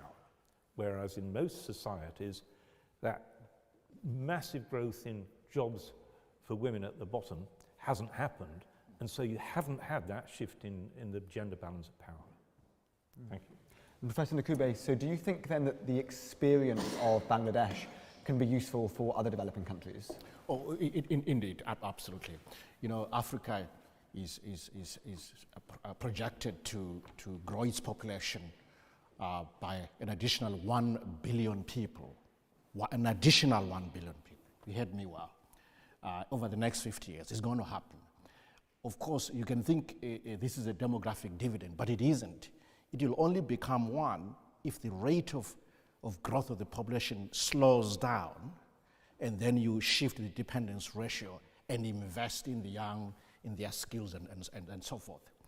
But also there's a lesson to learn from Bangladesh in terms of use of remittances. It's one country where remittances, there are about 8 million Bangladeshis are living outside Bangladesh. And they are sending, in 2014 alone, they're sending something like $14.5 billion. It's a lot of money. and that has been also part of the story of cushioning people out from poverty, and just making use of that those inflows is a good lesson for what Africa can do. At the moment, Africa has got is receiving something like 60 billion. That's among 54 countries. So you can see that Bangladesh is quite a sizable amount. I think the most that Africa receives is from Nigerians into Nigeria. It's about 10 billion on average. So there are lessons. But there's something that also want to amplify what Paul said about how countries that have no natural resources can learn from Bangladesh. Every other country in Africa has natural resources, absolutely, and that's been a curse. African countries have just missed the commodity super cycle. You watch what's happening in Angola right now. Countries are under pressure. Nigeria under pressure. Ghana, Gabon, Chad, and everywhere. They're all rushing to the IMF, and rightly so, to get some funding to show up the macroeconomic picture and get growth going again. And so they miss that. And the lesson from Bangladesh is, you can grow your economy, you can make economic progress without natural resources. But if you have them, make use of them. Maybe it's a good thing that the commodity super cycle has collapsed. Maybe these countries will think again about how to really get structural transformation going. And another lesson is really about the jobs at the bottom. I think there's a problem in Africa that the African workers are not cheap. They're unlike those in Bangladesh. In fact, I say that because if you compare the level of their productivity relative to their wages, it's lower than that of Bangladeshi workers. So Africa needs to kind of figure out how to have a competitive labor market. Less unionization will also be helpful as one way to attract foreign direct investment onto Africa, the same way that Bangladesh has done. There are some lessons. I think some of you may be aware of the investment that has been done by a Chinese shoe manufacturing company in Ethiopia, and they've had to invest, Huanjin, they've had to invest a lot in the skills upgrade, quite a lot, and raise productivity to a point where the Ethiopian workers are now about 80 to 90% of the productivity of their Chinese fellow workers back in China in the head office of this company, Huanjin. So it can be done, but companies have to invest in productivity, in skills, and that is Africa's challenge. But it's also a lesson for Africa to learn from Bangladesh. Thank you. Dr. Hussain, it's not all been plain sailing though for Bangladesh. There have been concerns recently about the nature of democracy and political stability in Bangladesh. The main opposition boycotted the last general election. Do you think that this could jeopardize the progress that Bangladesh has made so far? And what would you suggest to try and solve these political problems? No, thank you very much. I think this is shifting the focus to another aspect of sustainable development. The sustainable development is more than just growth. I think growth is very important. Without growth, you cannot have a lot of other things that you want to achieve. But development has to be seen in terms of other goals. And before coming to that, I just wanted to supplement the remarkable achievements. I think the one sector that needs to be lauded especially are our farmers. The agricultural growth has been phenomenal. Rice production has tripled in 3 decades. This contributed to poverty reduction, and farm income became the most important single driver of poverty reduction. It accounted for half of the poverty reduction between 2000 and 2010. The government workers have already received a rich tribute from Sir Paul, but I would like to emphasize that I remember when we came in the end of the 80s, people here in Brussels and in Washington said, but you're a Muslim country and a predominantly rural country. Will Muslim women be able to come forward to this industry? I had half a dozen people representing the new industry who said they just put their head down and said, we are quite sure they will. And when we came out, we said, do you think what you said will really be borne out? Will the women from the villages really vindicate what you have said? And believe me, have they done it, and done it with a vengeance. There are now 4 million women workers. And the half a dozen people with whom I had come there are more than several thousand entrepreneurs, young, energetic, creative, risk-taking, developing new markets. And those who said Bengalis can't do business, are having to change their views. And that Muslim women from the villages cannot be industrial workers. This is the real response is just go through Dhaka and when the shift changes are there. It's a human wave. Waves of women with bags slung on their shoulders are marching on, but at very low wages. This is where I think what you have said and what I think our African colleagues should know, that we have yet to make sustainable development meaningful for all of our people. They're doing the production, they're increasing productivity, they're increasing export earnings. 81% of our total exports is from garments. It went up from something like 6 billion in 2004 to like 24 to 28 billion this year. So that's phenomenal, 4 times increase, being done by women from the village. But are they getting the benefit of that? You'd be surprised that I've been doing work protecting slum dwellers. You go there and these women come and say, but we are garment workers. We are living in these slums and people are coming to evict us. Land grabbers are so greedy about grabbing urban land that the garment workers are living under constant threat of eviction. And they say, but we're willing to pay money. And they're earning these billions of dollars for us, but urban housing for even workers like garment workers is an imperative that we have to, a social imperative that needs to be addressed as a matter of priority. Then about the overseas remittances you have heard of, I don't need to say anything more about that, but the question you raise is right. You see, sustainable development has been now elaborately identified in last year's UN Summit on Sustainable Development, which identified 17 goals. And goal number 16 is one that I think attracted all of us, which reaffirmed the critical importance of the rule of law, of the promotion of laws which protect people against discrimination, significant reduction of illicit financial and arms flows, reduction of corruption and bribery in all forms, and to that end, developing effective and transparent institutions, ensuring responsive, inclusive, and participatory decision-making at all levels, strengthening relevant national institutions by ensuring protection of fundamental freedoms, and international cooperation for building capacity at all levels. And particularly importance was given to curbing violence and having effective law enforcement to protect people against violence. I think all of us share this concern at the eruption of violence that we are witnessing in Bangladesh. It is a Bangladesh that I cannot recognize as being, what we are. We have never been violent in this way. We were victims of violence in 71, but we have not, taken pride in the fact that between different ethnic groups, between different religions, we have had mutual respect and mutual understanding.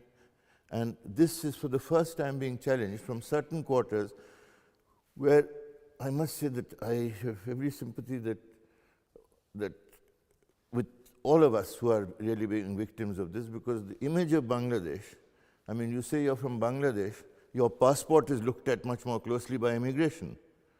So this is unfortunately what a handful, a microscopic handful in Bangladesh have achieved for all of us. And I think we need, the answer to this is not to get into a mode of baiting the government. Government has failed, government is not doing what it should. What government should be doing is involving everybody in this.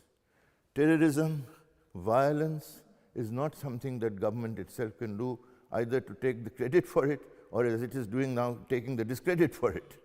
For heaven's sake, let's all get together. This is a threat to all of us.